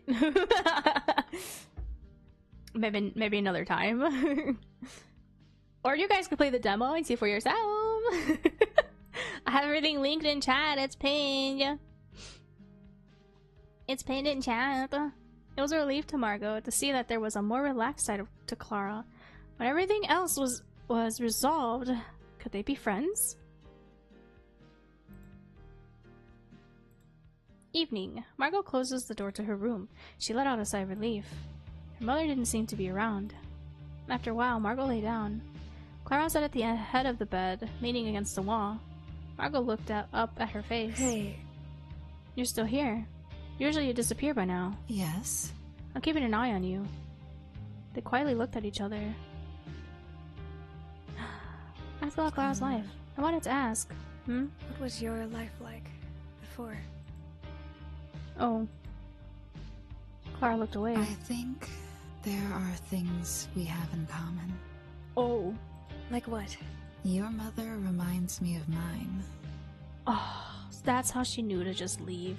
Except mine was very religious. Oh no, that's worse actually. And very preoccupied with my health. What does that mean? Were you sick? No. That's it? She thought she was possessed or something? Another strange dream. Margot wondered why she suddenly had so many lucid dreams. She thought it had been because of Clara, but she didn't see her this time. The other difference is that this time, Margot didn't feel like she was simply sitting up in her room. This was a living room. Didn't feel like the usual place. Doesn't feel like an actual place. Doesn't feel like the actual place. Oh my gosh, I'm so sorry. I'm struggling to read. What the heck is happening? This one was larger, distorted. The lights were off, but the curtains on the door and windows were open. By moonlight, Margot could see the details of the room. There was a sound of crickets in the distance. Were her parents around? Hello? Mom? Dad? Margot shook her head. Out of habit, she called her father. Will that ever change? Is it a point and click? Can I click around? Bathroom? Margot went to the hallway. She turned the knob to the bathroom door. Her tentative touch seemed to be enough for the door to open. Oh, unlike the living room, it was dark. The window was eerily bright, but it did not illuminate the space. Mom? All the other doors seemed to be closed. Was she really having a dream about being all alone in a locked up home? What do you mean step inside? Oh god! Turn on the light? Margot slid her hand along the side of the wall, reaching for the light switch. She felt a familiar shape and flipped it. The light bulb bulbs flashed for a moment and popped. There would be no light. I don't want to step inside! Margot looked closer and stepped inside. Oh. Something about the shapes in the bathroom seemed strange. Oh god. There was the sink, the tub, the toilet in their usual spots, but something was blocking the tub. Are you in here? Margot squinted her eyes. For some reason, Margot always felt uneasy about the bathroom. When she was little, she used to think it was because it was haunted. She noticed a strange smell. It started off musty, but the smell developed into something horrid. Margot held her hand to her nose. Bloody, or maybe like rotting meat.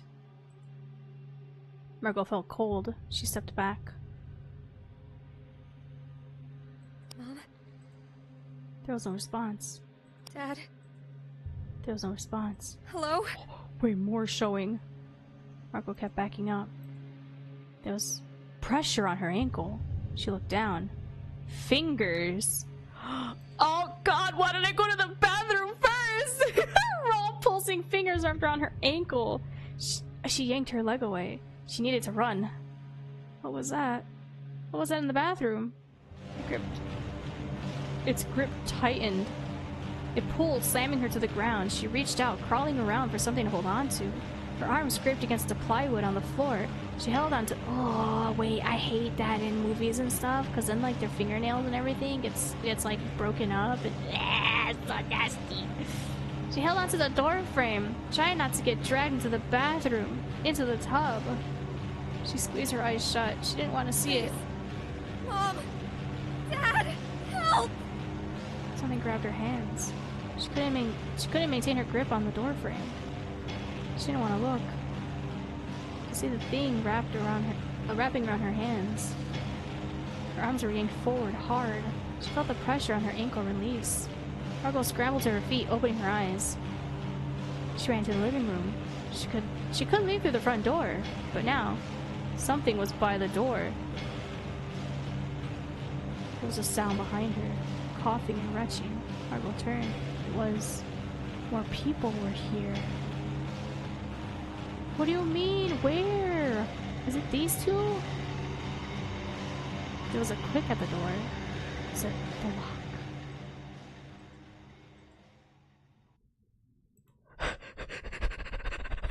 What the frick was that nightmare, guys? What the frick? No! Oh god, that's so creepy! June 21st, Sunday early morning. It was still dark outside. Margot could barely see around the room. There was arguing. She held still, listening. Clara was still beside the bed, her arms stiff at her sides. Hands balled into tight fists. Margot followed Clara's gaze to her bedroom doorway. Beck? You shouldn't be here. Her voice was a low growl. You shouldn't be able to see me. What are you? What do you want with Margot? I knew it! Beck is like a medium, but what do you mean you shouldn't be here? What do you want with Margot? She was hissing at Beck too! Oh my god, is Beck a demon? And I was getting close to her! No, this is too near! Frick! I got you baited! No! I'm so sad. Clara, How do you know my name? Oh! you're that cat from Margot's neighborhood, aren't you? I knew I had a weird feeling that night. Don't change the subject. Beck shook her head. Clara looked over at Margot. I know you're awake. Margot sat up, focusing on Beck. It felt unreal, seeing her standing at the end of her bed. How did she get in her house? What? Huh? The way the light from outside hit her face made her presence seem that much more ominous. Clara seemed to be blocking Beck from getting too close to Margot. Beck looked past Clara, staring at Margot. I think her blood bond is something more serious. What? Blood bond? You need to leave. Don't get involved. Beck looked at Clara. You would prefer that. To leave her isolated, right? She turned back to Margot. Margot. Are you okay here? You keep pulling out loose hair, asking me to park around the block. You could stay over at my place. We could talk about this more there. I really don't think it's safe to stay around. This witch and the thing you saw.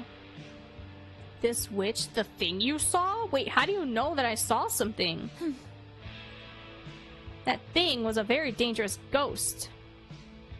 It just wasn't a... So it wasn't just a nightmare. She had been in danger. I need to help Margot get rid of it. Get out. This is a personal matter. Beck shrugged, her attitude casual. I'll let Margot decide. Oh no, Margot glanced between them. Her brain was still foggy from waking up, but she trusted Clara after today. She felt like Clara was starting to open up. Clara would know more about how to protect Margot from a ghost. On the other hand, Beck was an old friend of hers. She was right. Margot didn't feel safe at home. She did want to escape to somewhere normal, but how did Beck know about Clara or her mother pulling her hair? How did Beck get in her room? Yeah, no, that's a little creepy. Maybe it's a skinwalker? No, I'm staying with Clara. I'm I'm sorry, Beck. I love you, but right now, you're a little sus. Margot turned to Beck. I want to stay here. And I don't really understand why you're in my room. Alright. Just be careful. There's nothing to be careful of. Girl, we were just assaulted again. Beck turned and left. There was no sound. Margot shivered. Clara sat at the edge of the bed and let out a sigh of relief. You stayed. Yeah. Yeah, of course. You know about this stuff, right? Besides, something felt off about Beck. Such as showing up in the middle of the night? Well, yeah. But also the way she was acting. She mentioned a blood bond. Is that something you know about? Yeah.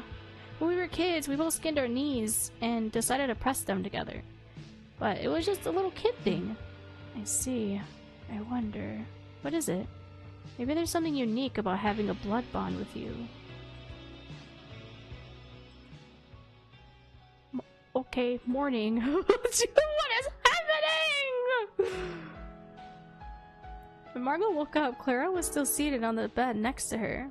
Her book was on her lap. Hey. You're awake. Yeah. Are you waiting? It's fine. Can we go somewhere else again? She still didn't feel safe at home. Of course. Noon. Ghost in your dream. What did it look like to you? It was really thin, but bloated. But I think the thing that stood out the most to me was the smell. Smell?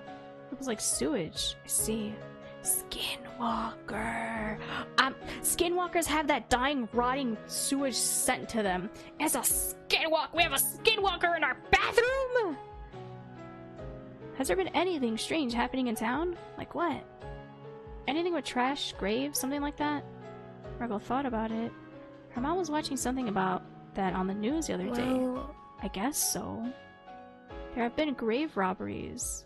This could be good news for us. We could collect this ghost's soul. What? We'll get to that. For now, we need to focus to... Okay. Okay. She's just... Okay. I'm so confused. Oh, God. What? She's just... Okay, we're just gonna let that slide. We'll steal the ghost's soul, I guess. Sure. For now, we need to figure out how to reliably see the ghost. What will happen if I can get a soul? I'll have a body, and you won't have to be at the mercy of a demon. She was still skeptical, so what should we do? I'm unsure. I thought you knew! I need to figure out how to induce a lucid dream. Then we can figure out what the ghost wants. But how am I doing this? Can I figure it out for us? Margot lay in her bed. Clara wasn't sure what to do. Should she be afraid? Should she be afraid to fall asleep? Margot checked her phone, trying to find a distraction. Is everything okay? Yeah, it's fine. Margot set her phone down. Oh, excuse me. She had never been afraid of Beck, but Margot kept trying to remember last night. How and why was Beck in her room? Yeah, how? How and why? And how did she know Clara? She didn't remember how Beck entered or left. Her head ached, trying to piece it together. The more she tried, the more it seemed to slip away. Clara? What? Why do you not like Beck? I have a bad feeling about her. Like what? She knew my name. Did you tell her about me? No, not at all. Margot remembered one other thing Beck said. Why did she say you're trying to isolate me? Clara shook her head. I can only guess she's projecting. Dang, okay, you're just jabbing at her. Wow. Clara sat at the side of the bed. By the way, Thank you. I wanted to thank you. For what? For cooperating. Clara looked away. And for yesterday. Your singing is nice. Maybe with Clara being nearby, that could help keep her safe. But she was next to us the night we had our nightmare! What do you mean? That's not keeping us safe! That's scary! I don't trust this! What's happening? How do I save Margot, please? June 22nd, Monday, noon. She didn't see the ghost again last night. Margot stirred around the food on her plate, Was it out of her control? It's seeming so. She could hope it was random, one-off nightmare. That it seemed more significant than it actually was. She took a bite of her food. It tried to attack her! What do you mean it's insignificant? Who was that ghost? Could that be random too? She sighed to herself. At least there's a silver lining to this. Beck could see Clara. That's a silver lining to you? That's a red flag to me. That whole night was a red flag. That's a red flag to me. Beck, I trusted you. I trusted Beck, and now I don't know what to believe. It seems like everyone that I'm putting trust into just does something weird. Like Lee? And now Beck? Oh god, and then Clara's dodging constantly? Margot was starting to worry that maybe Clara wasn't there. What do you mean? Afternoon. Back in the office, Erica sat down next to Margot. I didn't have any luck finding that book for Gina. She handed Margot a library card. Maybe you could see if you can find it for her? Margot pocketed the card. Sure, I can look after work. After work, Margot sat down with the book. Why did Gina want to read the Bardo Thodo? Margot skimmed the first page. The name translated to librarian through hearing during the intermediate state. From her cursory reading, it seemed to be an in-depth guide to death and rebirth. Margot furrowed her brows. It's like a different version of the one in the shed. Margot bit her lip. You just gave me some warning before you just appeared. Boo. I didn't find much last time. What the frick, Clara? Okay. Boo.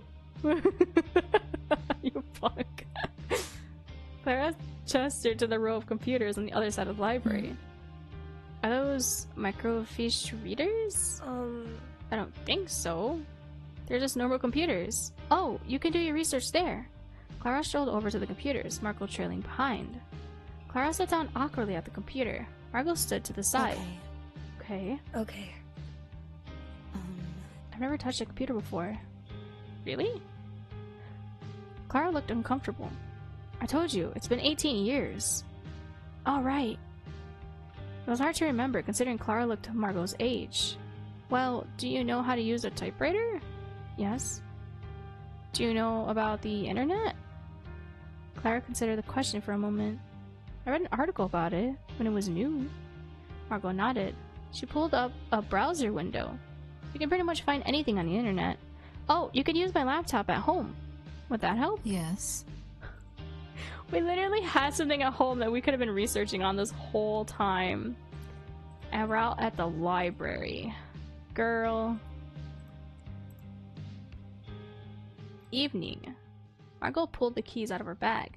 She had been dreading seeing her mother again. She knew it would happen eventually. Margot slid the door open.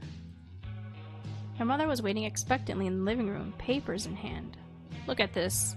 She shoved the papers in Margot's hand. Margot looked at it. It was some sort of bar graph. Huh? What is this? Do you see a pattern? I don't understand. The water bill is double when you're home. Oh my god. This lady's so weird. She's like, what is happening? If you're going to use the water like that, you'll need to start contributing. I can't. I'm saving up for college. Then you need to figure something out. Her mother pulled the papers back out of her hands. Margot suppressed a sigh and went to her room. Margot laid on her bed. In the dark, she stared up at the ceiling. Sorry. Text back. Why would we text back?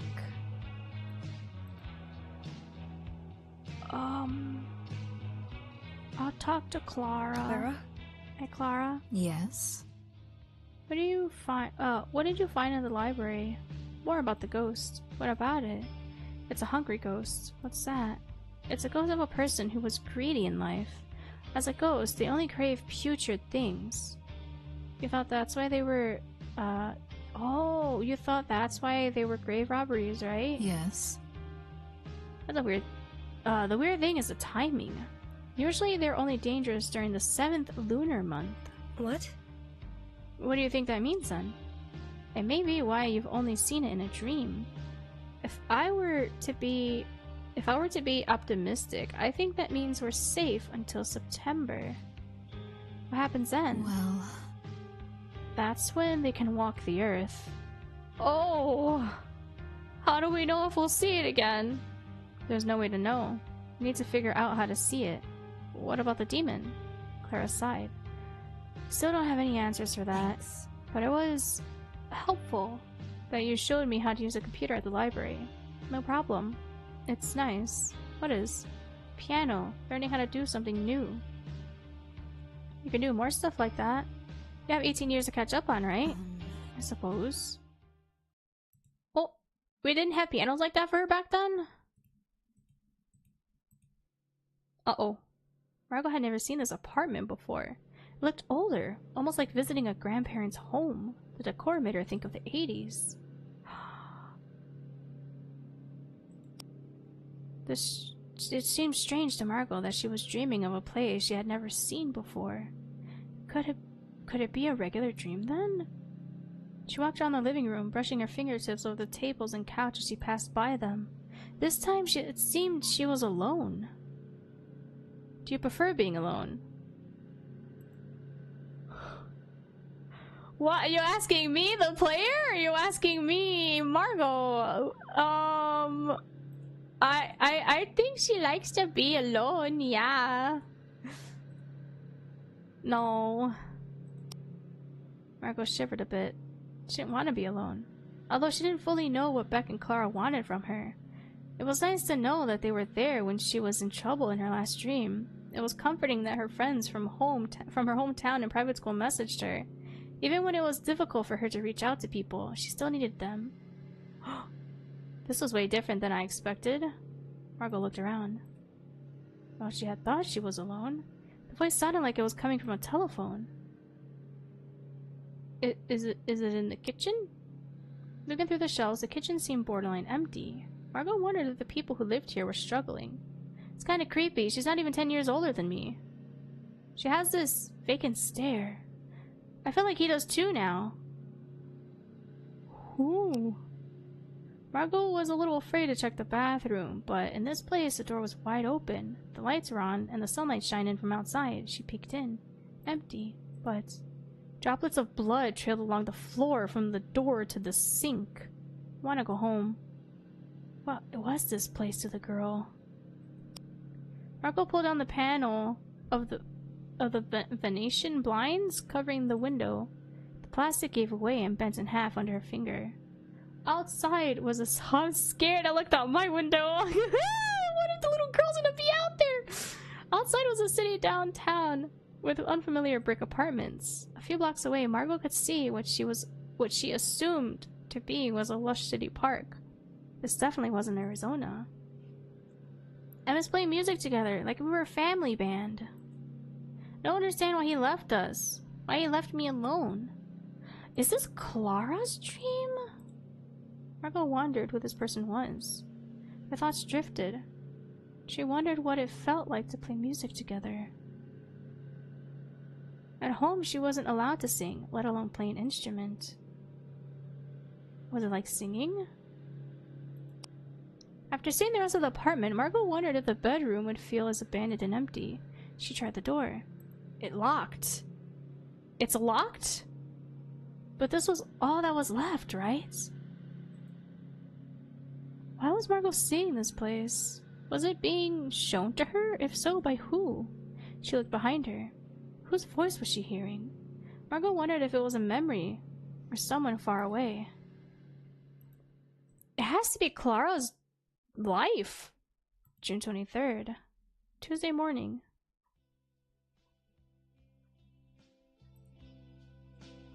Huh? What? I'm so confused. That has to be Clara's. That had to be Clara, right? Cause like she's the only one that I know of that has music somehow in her. But who was she talking about? That had to be younger than her.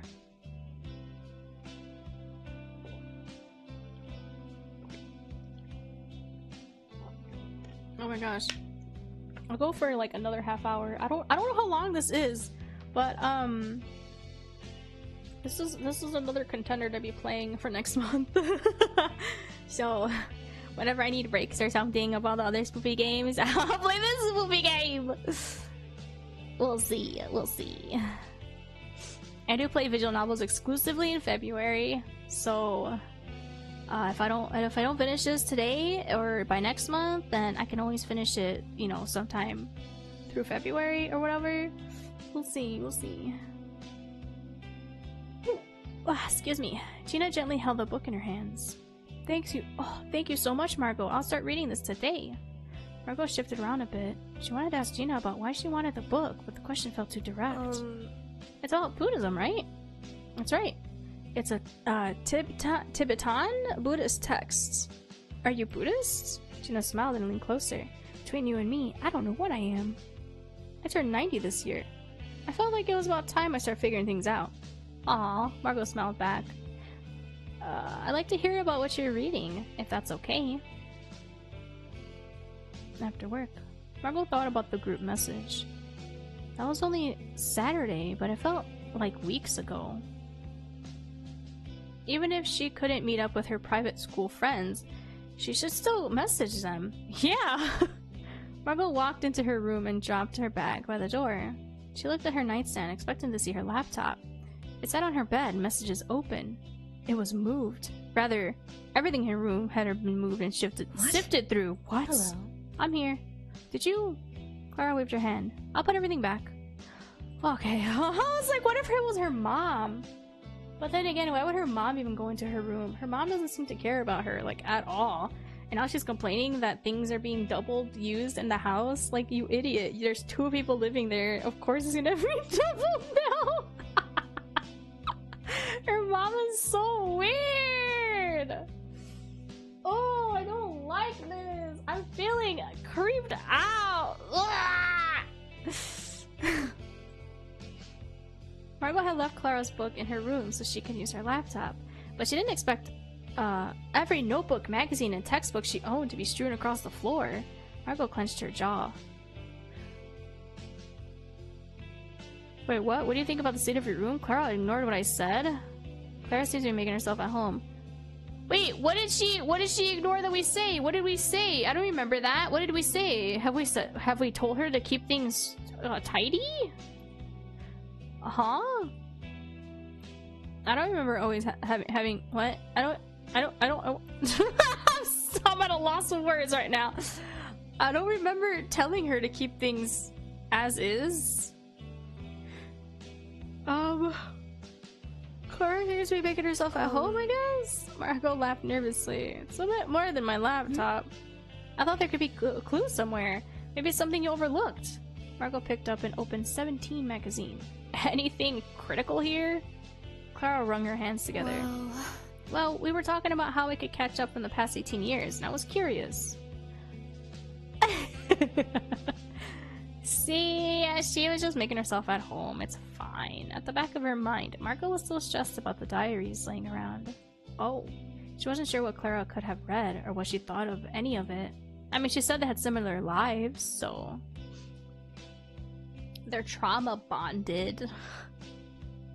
They're sharing their traumas. Wait, that is kind of weird. She's not sharing a lot with us, but she read all of our secrets. I don't know if that's a good or a bad thing. That's actually a bad thing. Why is it okay for you to know about everything about me, but it's not okay for me to know about things about you? That's not fair. I think that's not fair. Well, it seemed like they were making some progress. She couldn't antagonize her now. It's fine if you use a laptop or look at my magazines, but for my personal stuff, let's talk about that first, okay? Clara was uncharacteristically sheepish. Okay. Margot sat down. Find anything or anything you want to talk about? Clara held out a sketchbook. I found one of your drawings. It looks like it looks like the flower in your spirit photo. Margot looked at the page. It was a flower she drew while at the park with Beck. Oh yeah, I noticed that. I saw it at the park. Beck pointed it out. Clara glanced at it again. She did she? It's a weird coincidence, right? That did mention that this flower didn't normally grow in this part of the state. Did you find anything else? Well, I did read something that might be sensitive for you about your family. Your father passed away recently? Clara seemed apprehensive. We don't have to talk about it if you don't want to. No, it's fine. I haven't really had anyone to talk to about it. It was in May. Oh, dang, it was very recent. That's why I think that her mom is like spiraling, but she talked about having showing more scars, another scar for the book. So like maybe her mother always was abusive. Excuse me. But did her father know? Did her father help her? Did her father just let it happen? I mean, I feel like her dad might have tried to help her, like he was her shield maybe.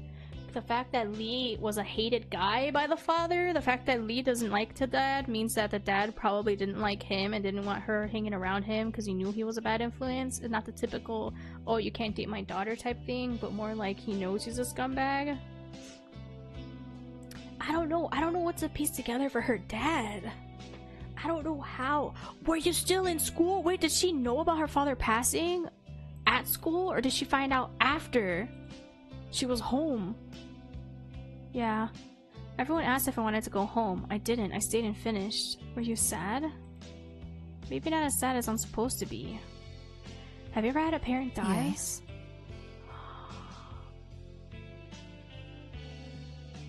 So maybe she wasn't as close to her dad as I thought. My father died when I was very young. Apparently he was very sick. Do you remember anything about him?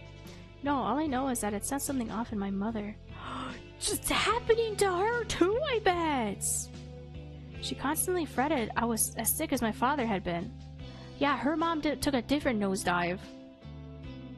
I think it was her way of grieving, but it did make me resent him in a way. It almost felt like he set off a chain of events on purpose. So that's why your mom thought you were sick. I'm sorry to hear that. It's fine. So long ago now. How are you? I don't know. It's like my mom doesn't emote a lot, I guess.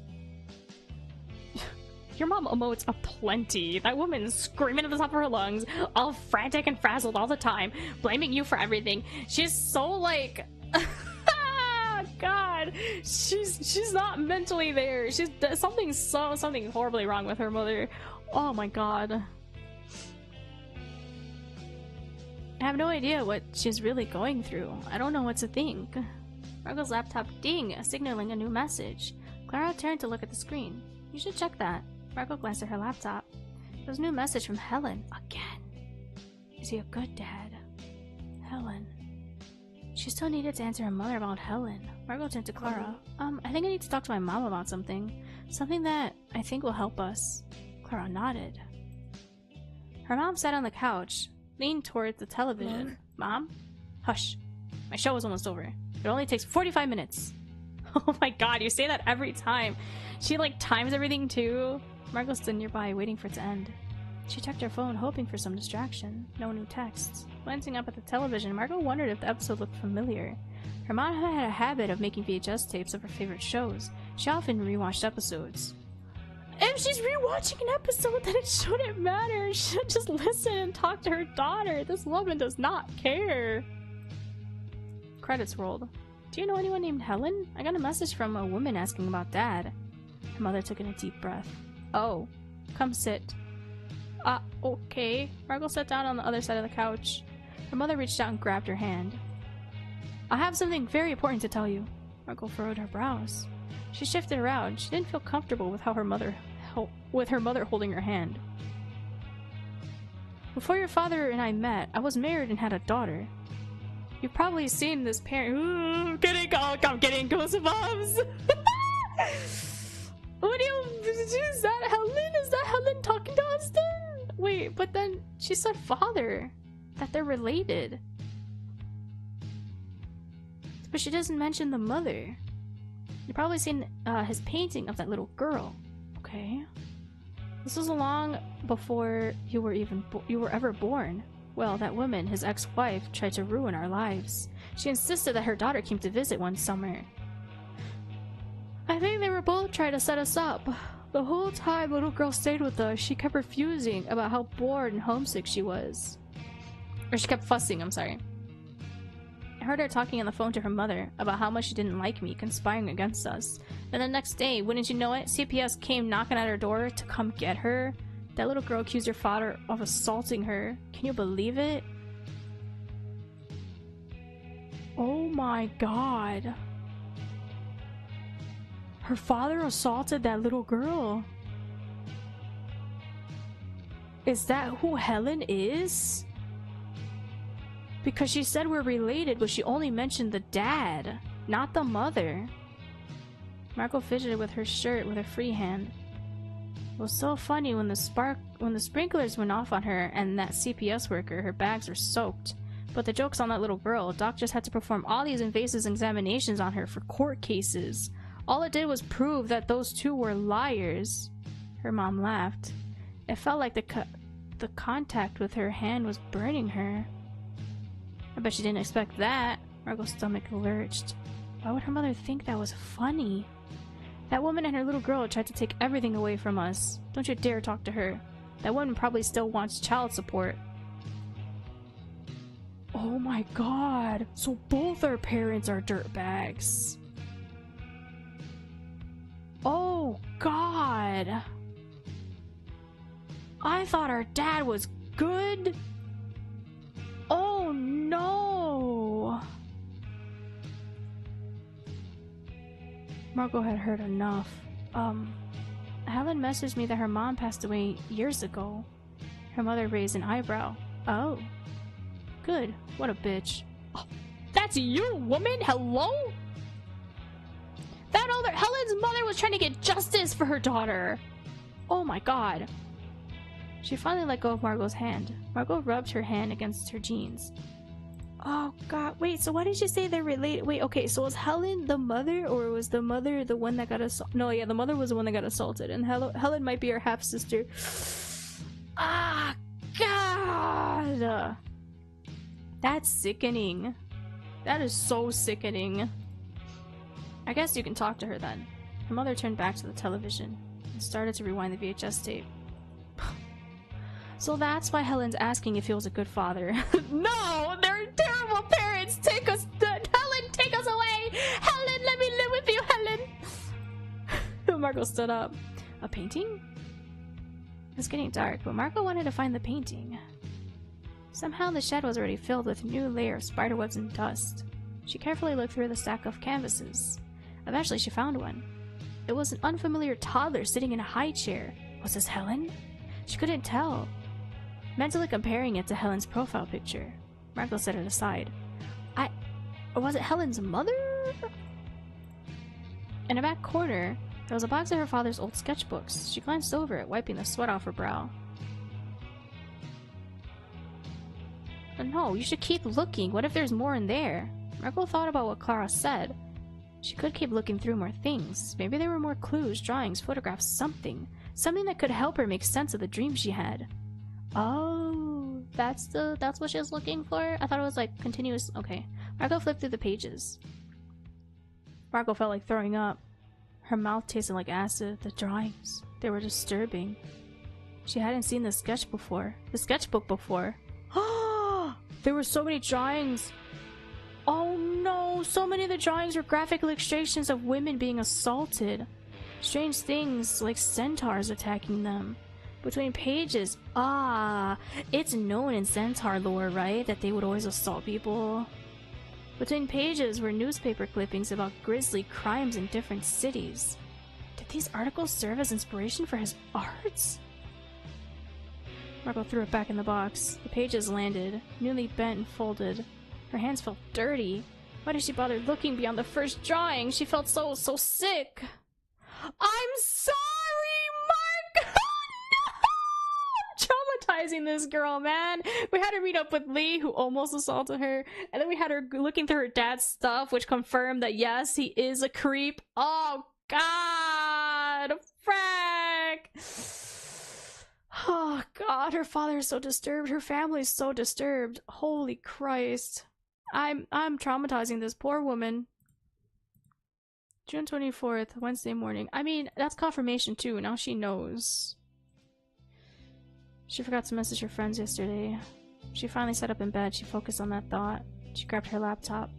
How's everyone's summer job? She didn't expect a response so early in the morning, but she was trying. Pushing aside her laptop, she lay back down to stare at the ceiling. Helen, the painting, the girl in her dream. The voice she heard in her dream mentioned wanting to go home. It also mentioned that there was someone else she didn't like. Maybe... I want to talk to why am I going to ask Beck?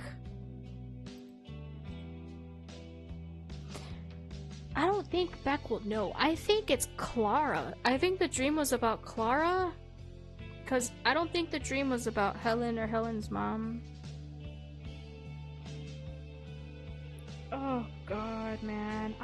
Oh god, that's a lot. Holy Christ. We're gonna talk to Clara about this. Clara? Oh, Clara. I'm sorry, I keep saying Clara. It's Clara. I think I found out something. What is it? I had a dream where I heard a girl's voice. Really, do you know her? I'm not sure. I felt like I was watching a memory or something. I think I had a dream about maybe my half-sister? Do you have a sister? Well, the first time I've heard of her was last night when I talked to my mom. She's been messaging me, but I haven't responded yet. You could try. See if she knows about those dreams too. About these dreams too. Marco checked the time. When she looked back up, Clara disappeared. She still had a moment before she needed to get ready. She checked her laptop again. Maybe it was time to finally respond to Helen. Sorry to hear about your mom. Victor Silva is my dad. He died last month. It only took a moment for Helen to respond. Wow. Can't believe this. I'm really sorry. Wish I messaged you sooner. I could have talked to him. What was he like? I'm not saying you would have liked him. He kept to himself. He painted and read a lot. Marco closed her laptop. What more could she say? Does she know the truth about him? Because how else would she know him?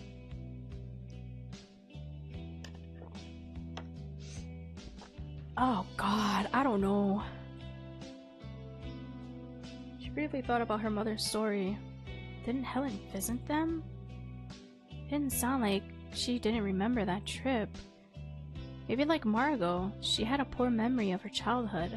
Margot couldn't blame her for forgetting. Yeah, that happens due to a lot of trauma, but now Claire is thinking it's because of our soul missing. As Margot got ready, she thought about how nice it could be to have a new family member. Noon. Margot checked her phone at lunch. She had a text from Nikki. Hey, I had an idea. What's up? Oh, you told me you're friend with Beck? I want to meet her. You, me, and Beck. Should go shopping. Sounds fun! I can text her. KK, we can do Friday? I'll see what day she says. Or I'll see what she says. Margot opened her text with Beck. Seeing her last message with Beck and remembering the last time she saw her felt strange. Well, honestly, meeting up with someone, I feel like that's a good middle ground. I kind of don't want to be alone with Beck now. I feel a little weird. Oh, jeez, this is rough. Oh, this is so rough. I should be fine with Nikki. Nikki there to diffuse any weirdness, right? Yeah. She wanted to maintain some sort of friendship with Beck. Want to go to the mall with my friend, Nikki and me? I guess. When? Does Friday work? Yeah. Margot grimaced, putting her phone away. Beck did not sound happy with her. This was going to be awkward after all. Well, yeah. I feel like it'd be awkward anyway, but they have to go start somewhere, right? Margot sat in her room. It was quiet. Her mother was not home yet. Sometimes in the quiet, it would sound like two voices were in the living room. What? They would talk about what she did wrong that day. They would talk about what she did wrong when she was a toddler. It didn't matter. That would go on and on throughout the whole night, talking about what spiteful little bitch she is, how lucky she is to have them. No one else would ever put up with this. No one would ever. What? She had a perfectly fine day. Why were her thoughts spiraling like this? Margot opened her laptop. She decided to look at Helen's profile more. There was a photo album, including messages wishing her daughter a happy 18th birthday. Oh God, it was at the same time. Oh God. She had a daughter the same age as Margot. Would they have anything in common? Maybe it would be nice to be an aunt. There was a new message. Could I see some of his paintings? Sure, I'll see if I can take a photo of them later. My mom said he made one of you. Really, I'd love to see that. Could I talk to your mom? I wanted to ask her some things. I can ask. What do you mean you can ask? Margot felt uneasy. You need— oh God, what do you mean you can ask? No, you cannot ask. You should have said straight up. My mom does not like you guys. She thinks you're liars, but I believe you guys. Oh God, we have evidence for it. Margot felt uneasy. What would her mother say to Helen? Crazy stuff? Excuse me. Then Helen remembered when she visited them after all. Margot wanted to turn the conversation around. Could you tell me more about yourself? It's not every day that I find out I have a sister. Margot waited for a moment. The responses stopped. Margot looked around the room. It would be easier if she could just talk to her mother about Helen, or talk to any adult about it, honestly. There was Erica at work, there was Gina, but that would be unprofessional. Margot laughed a bit to herself. How about Danny? He seems chatty. Or how about the woman from the New Age store? Maybe she's willing to chat with Margot about her half-sister ghost, Clara's book. Oh God. Clara appeared, sitting next to Margot. Hello. You disappeared earlier. I assumed you didn't want me breathing over your shoulder while you typed. Fair, fair. Let's talk outside. I'd like a change of scenery. Evening. Clara and Margot wandered around the neighborhood a bit. There was an old park. It used to have rusted playground equipment and a sandbox. What is this dirt hill doing here though? What? Years ago the equipment was taken down to be replaced, but never was. Surrounding it were more piles of sand with warning signs around them not to trespass. There were some benches where parents used to sit to watch the children on the monkey bars. Clara sat down, folding her hands in her lap. Well, What did you find out? I don't know. Nothing about the dream. More family stuff, I guess. Like what? My sister seemed to be pretty focused on wanting to talk to my mom. Yesterday my mom told me about some pretty upsetting stuff that happened to Helen, so I wasn't sure if Helen didn't remember or wanted to confront my mom about it. I see. How do you feel? About what? Family stuff. Oh. I wish I had figured it out so I can be helpful. Why to be excited about a new family member? What do you mean you wish you could figure out so you could be helpful? Helpful how? Your parents want nothing to do with them. That's why they had them go away. I don't know. Excited about a new family member, but given the circumstances, I don't know about that, girl. What the frick? I don't know.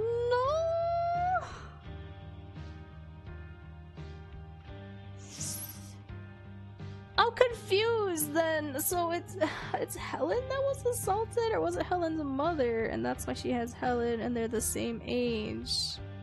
And then the mother passed, so that was the girl. So yeah, okay, that's what it was. Oh my god, my brain is mush right now. I don't know how to feel about this. What do you tell Clara? Clara, I need help. I need so much help, please. I wish I could figure it out so I could be helpful, but how would you be helpful? In what way? I wish you could figure it out. I mean, we figured it out. We figured out that it was our dad. We figured it out. He's a freaking disturbed individual. Good riddance. He's gone. Who knows how he left too. What are we excited about a new family member? I don't know. Why? Sorry. I wish I could figure out what's going on so I could be more helpful. I know you want to be free, but somehow I keep complicating things for you. It's fine, there's time. Are you sure you're alright? I'm human now, at least. And it hasn't been that bad. You're helping acclimate me. I don't mind helping you as well. Marco smiled. I really appreciate that. Oh, did I dodge the question? That's fine. She dodges our questions all the time. Oh, God.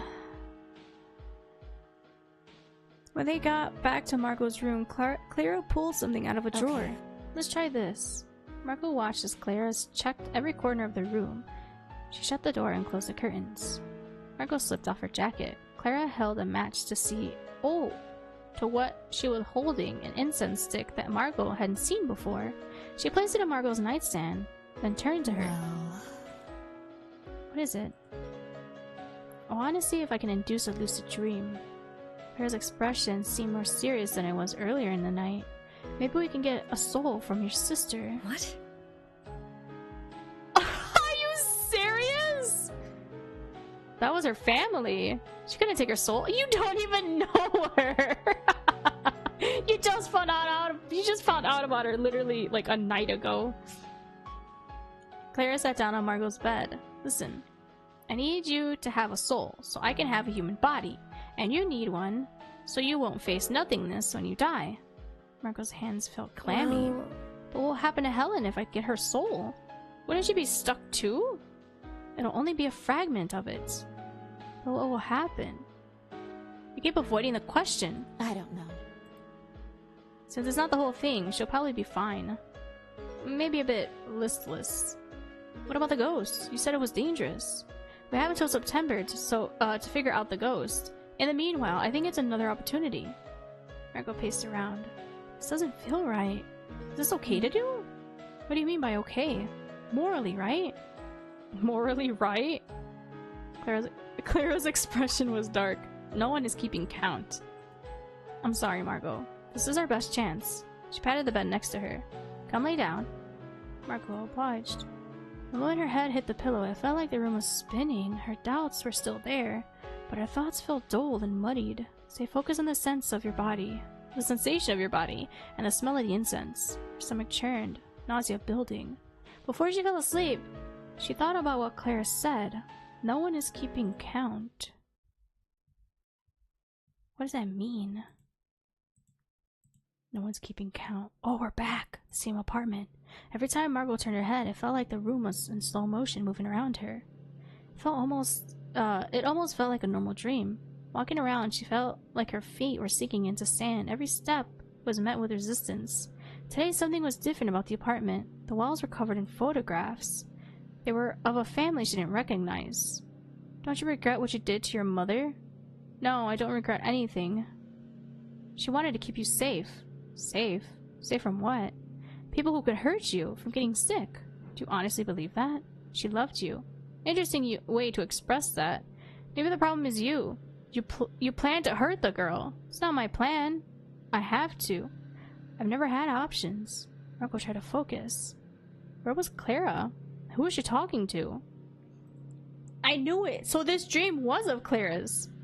Marco tried to remember why she was here and what she was doing. Clara said to find the girl, her sister Helen. You need to take part of her soul. I have to do this.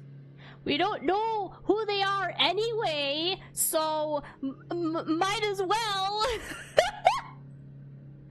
Might as well. We don't know her anyway, right? Oh god, it must be done. There's no way around it. Margot had to piece together a new soul for herself and Clara. Clara said it wouldn't hurt them, her sister or the ghosts. It was the only way to make sure no one would be hurt. Regardless, Margot needed to find her. If she was in Marco's dreams, there was a chance the ghost wasn't too far away either. Either or either. I don't know. I'm sorry.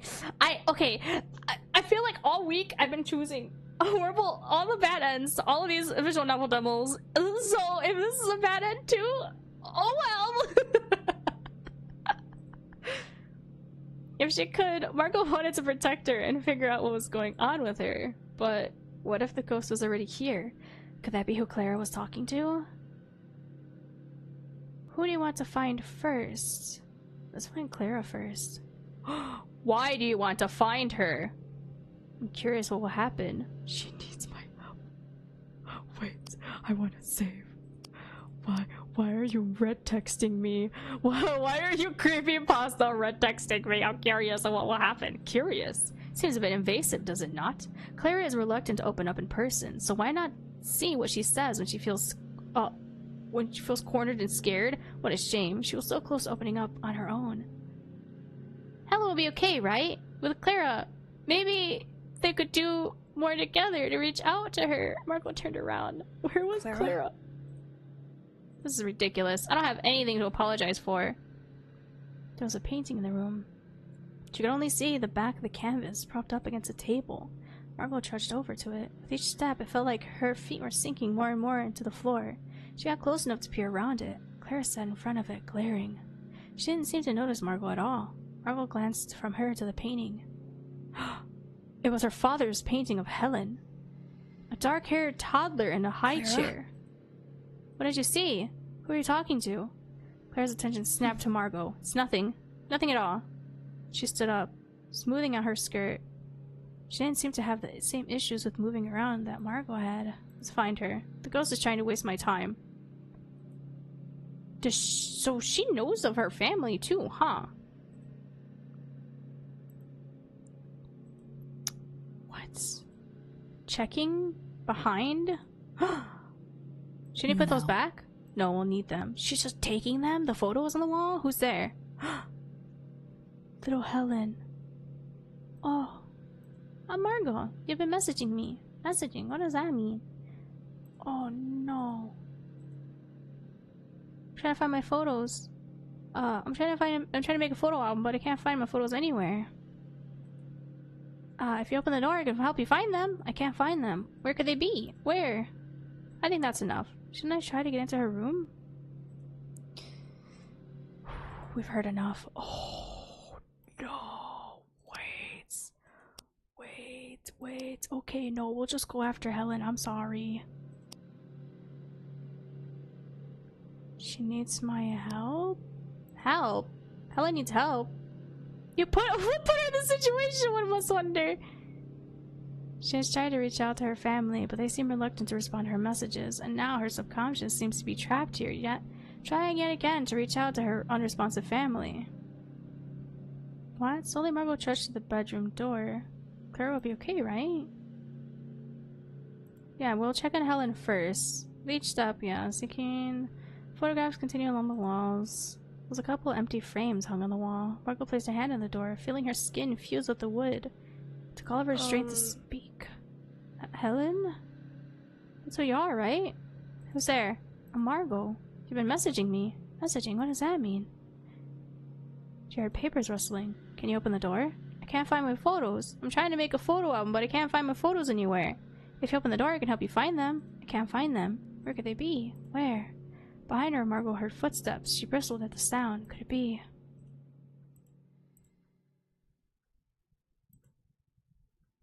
Oh. Did it work? I'm confused. June 25th, Thursday after work. Can't believe I'm doing this. What made her think the shop owner would want to talk to her? Why are we going to talk to the shop? What? She seems nice enough, but it was probably just free for customer service. After the incidents making her throw up in the morning at the dream she had last night, Margot felt like she was at the end of her rope. Excuse me. Margot placed her hand on the shop door. She sighed to herself, pushing it open. People make small talk all the time, don't they? Yeah, but not the trauma dump. When she was inside, the shop felt different to her. Maybe it was her anxiety about talking to the owner, but there was something specific. It smelled like Clara's incense. Could she have gotten it here? How would she have done that? Why? Why? This is a complete stranger. I don't think this is gonna help. Try asking her for advice. Oh, hello. Marco gritted her teeth. She hadn't fully figured out how to start up the conversation. Nice to see you again, Yeah. Marco. Yeah. I assume your craft project turned out well? Oh yeah, it looks great. Lovely. Tell me what you need. Did you get new incense for the store? Yes, it's a new import. Would any of it help with sleeping? Possibly sandalwood. Okay. Does it help with nightmares? I'd assume you're too young to have sleep issues. Oh my god, you're one of those people. I don't freaking hate that. I've always had sleep issues my whole freaking life, and no one ever took me seriously. It's just about college, I guess. I see. We can talk about it. If that's okay. Of course. Well, I'm worried about my family when I leave for college. I found out I have a new cousin that I didn't know about before. Cousin? And I've been having stressful dreams about her. I see. I haven't expressed this to her. I guess not. Try talking to her, see if that helps. In the meanwhile, the incense should help calm your nerves. Wait,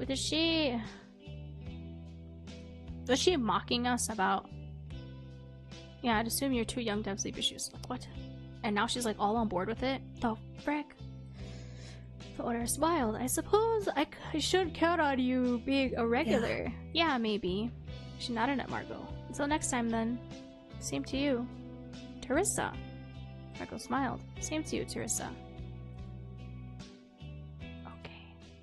Margot checked her laptop. Maybe Teresa was right. She could try asking Helen about the dreams. Did she know they were happening? Margot considered her options. First, she wanted to check the group chat. We're doing a little road trip before the 4th of July. And I'm working in the lab after that. Cool, where are you going? Roswell. I want to take pictures with an alien. I don't think there's any actual aliens there. That's what I tried to tell her. Hey, weren't you the ones who wanted to see the thing? I needed answers. What is it? You got to see for yourself. Margot switched her conversation with Helen. She needed to focus. There was a response. Not a lot to say about me. I looked at your photos. Looks like you do a lot of school activities. I guess I was wasting my time with the wrong crowd when I was your age. My mom was a real witch. Did Dad help you with school? Margot remembered her first day at her private school. Her mom was angry and refusing to drive her there. What the of course. Margot begged her. Her dorm room, classes, food, everything was covered by scholarships. All she had to do was drive her there. Finally, her father said he would do it. The drive was fine. Unpacking and settling up her room was fine. On the way out, I guess so. Can I ask you something? What do you mean on the way out? Was he like hitting on the kids or something? I swear to God. Have you had any weird dreams lately?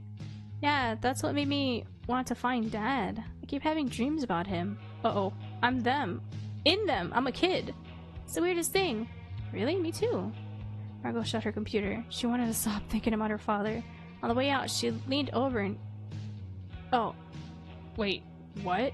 Ew. On the way out, he leaned over and kissed her neck. She shivered, feeling sick. Ew. She hated feeling like her neck was exposed. Maybe it was time to really talk to her mother about this. Ew.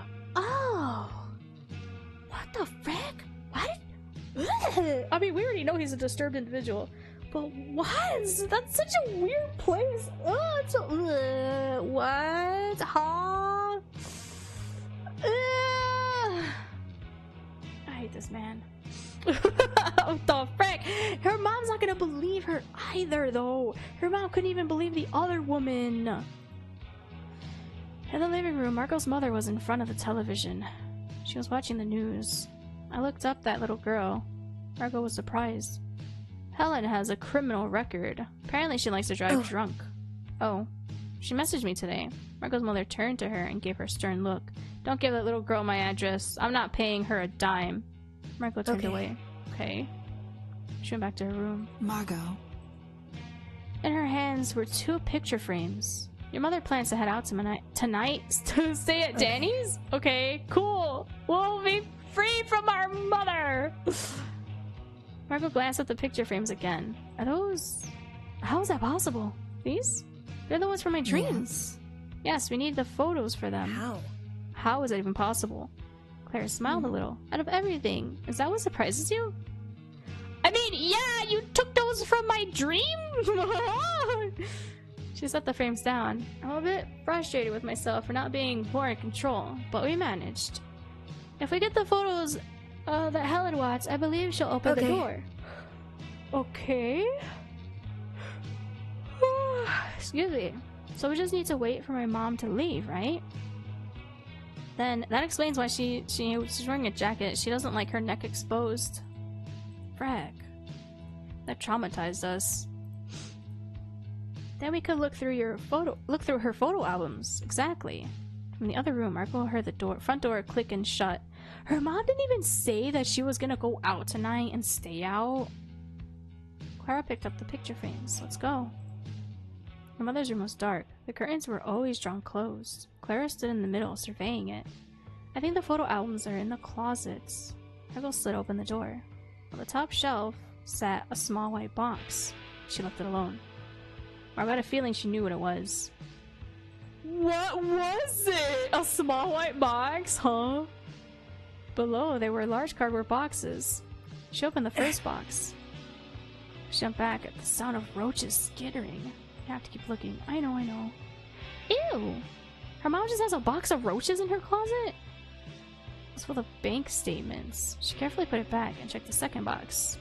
This one was full of photo albums. Marco remembered seeing some of them when she was little. She flipped through the pages. Pictures from vacations her parents took before she was born. Pictures of the farm in California that her mother grew up on. Her mother's favorite horse. Old letters from family that didn't immigrate, still on some faraway island. Marco examined them for a moment.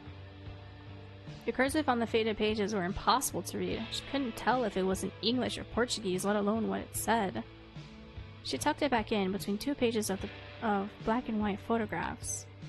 But her mom's gonna know that we were digging through her stuff again.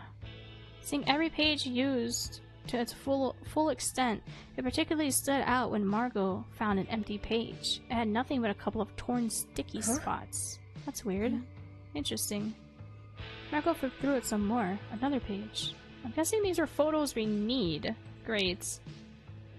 Can we check the other photo albums? Margot sighed. We can try. Just worried about her noticing. That's a little late for that one. Uh-oh. Her living room. The television was on. Margot looked at the television, trying to figure out what was on it. Her mother sat motionless, leaning forward in her seat. It was a movie. A group of women immigrating to the United States. As they grew up, they stayed in contact. They had daughters. These daughters grew up considering each other sisters. Oh, no. I wonder where my daddy is. Margot looked around. She didn't see her. I haven't heard from him in years. Do you know what happened to him? Why can't I remember anything? You wouldn't want to see him. Her mother didn't look up. Of course I want to see him. My mom made up so many lies about him.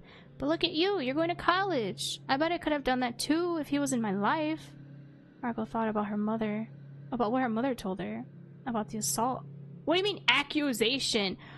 It seems like it was the truth, hello? I think he did something to you that maybe you blocked out. Margot couldn't block out the intrusive image of the centaur drawing in the shed. Worse still, she couldn't block out the memory of him trying to show her something on the computer. What? She shook her head, glancing at her unmoving mother. He was even showing his daughter these weird things? What the frick? Whatever was on the television somehow frightened Margot as much as her thoughts. It must have been really hard for you. You shouldn't blame yourself for something like that. Of course I blame myself. I'm the one who got punished. Everyone got mad at me. Helen, I'm not mad at you. We could still get to know each other. Margot walked closer to her mother and the television. How could she not react to any of this? Why doesn't she care? Margot looked at her closely. In her hands were the photographs. We can ask her. Why don't you care about any of this? Why don't you care? Why doesn't any of this seem to faze you? Why? Why don't you react to anything? Margot's breath quickened. She wanted to grab the shoulders of the woman in front of her. Shake her until she had any reaction at all. He's not alive anymore. What's the point of continuing to side with him? Nothing. She continued to sit, leaning forward, her full focus on the television. Margot waved her hand in front of her face. She felt like a child again, wanting her mother to react to her coming home from school. Dang, her mother was always like this. Nothing at all. There was no point in talking to her, was there? Margot needed the photos regardless. Yeah, you have to. Wait, okay, what was What was the other option? Just, can you hear me? Mom? Can you hear me? Nothing. Okay, so snapping at her is fine. Oh, snapping at this woman. I don't like her. Slowly, carefully, Marco approached her. She reached out and grasped the missing photographs. Now she just had to pull them away. You're always ripping these out of my hands! Grab, grab, grab! That's all you do! The frick? Marco covered her mouth with her free hand to stop from screaming. Her other hand still clutched the free edge of the photos. Wait, what? She wouldn't talk to me. Marco tried. She really did. She could have asked, but her mother wouldn't answer.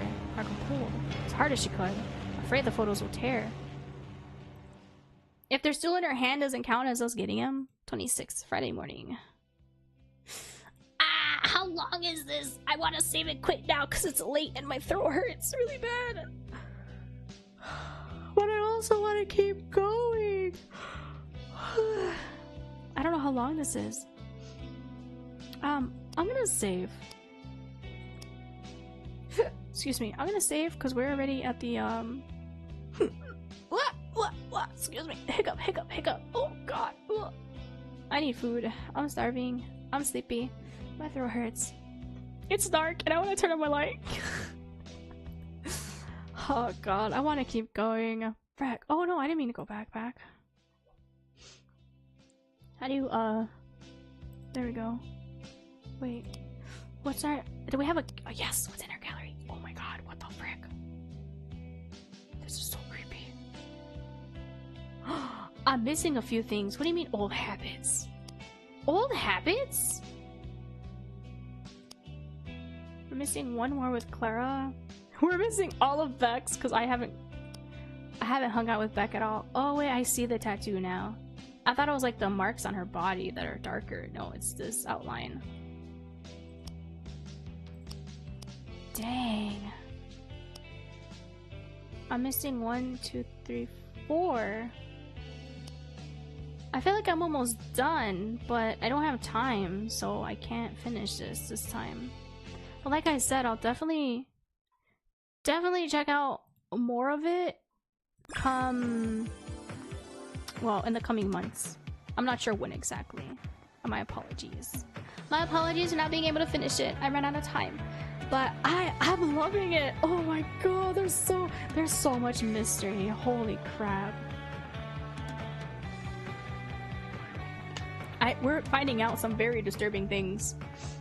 Oh god, and I feel so bad. I'm putting Margot through so much more trauma because I keep looking and digging. I keep digging and looking and searching. I want to find out everything. But if you're curious, then play it for yourself. The link is in chat. Here we go. Here goes the link in chat in case you missed it. It's right there, okay? You can also play it yourselves. Play it for yourself. Wishlist the game. Wishlisting games actually helps out devs a lot more than you realize. So if you have any kind of like inkling of interest of anything, wishlist the game. Do it now. Thank you so much for hanging out with me. I really appreciate it. I'm not gonna rate anyone today because I'm on a tight schedule, like I said. It's almost 7. It's a minute 7. Okay, I gotta go. I'll just stop an hour ago. But I'm hooked. I'll see you guys tomorrow for the last 2 visual novels that I'm gonna play for Fall in Love Fest. I know it's until October 1st, but I have Spoopytober to get ready for next week, so I'm not going to stream the 29th, the 30th, or the 1st for this. Those are my off days. I do have a new video going up October 1st or 2nd, and then I'll have my September highlights video go up probably on the 30th. Look forward to that. Take care. I'll see you next time. Tomorrow.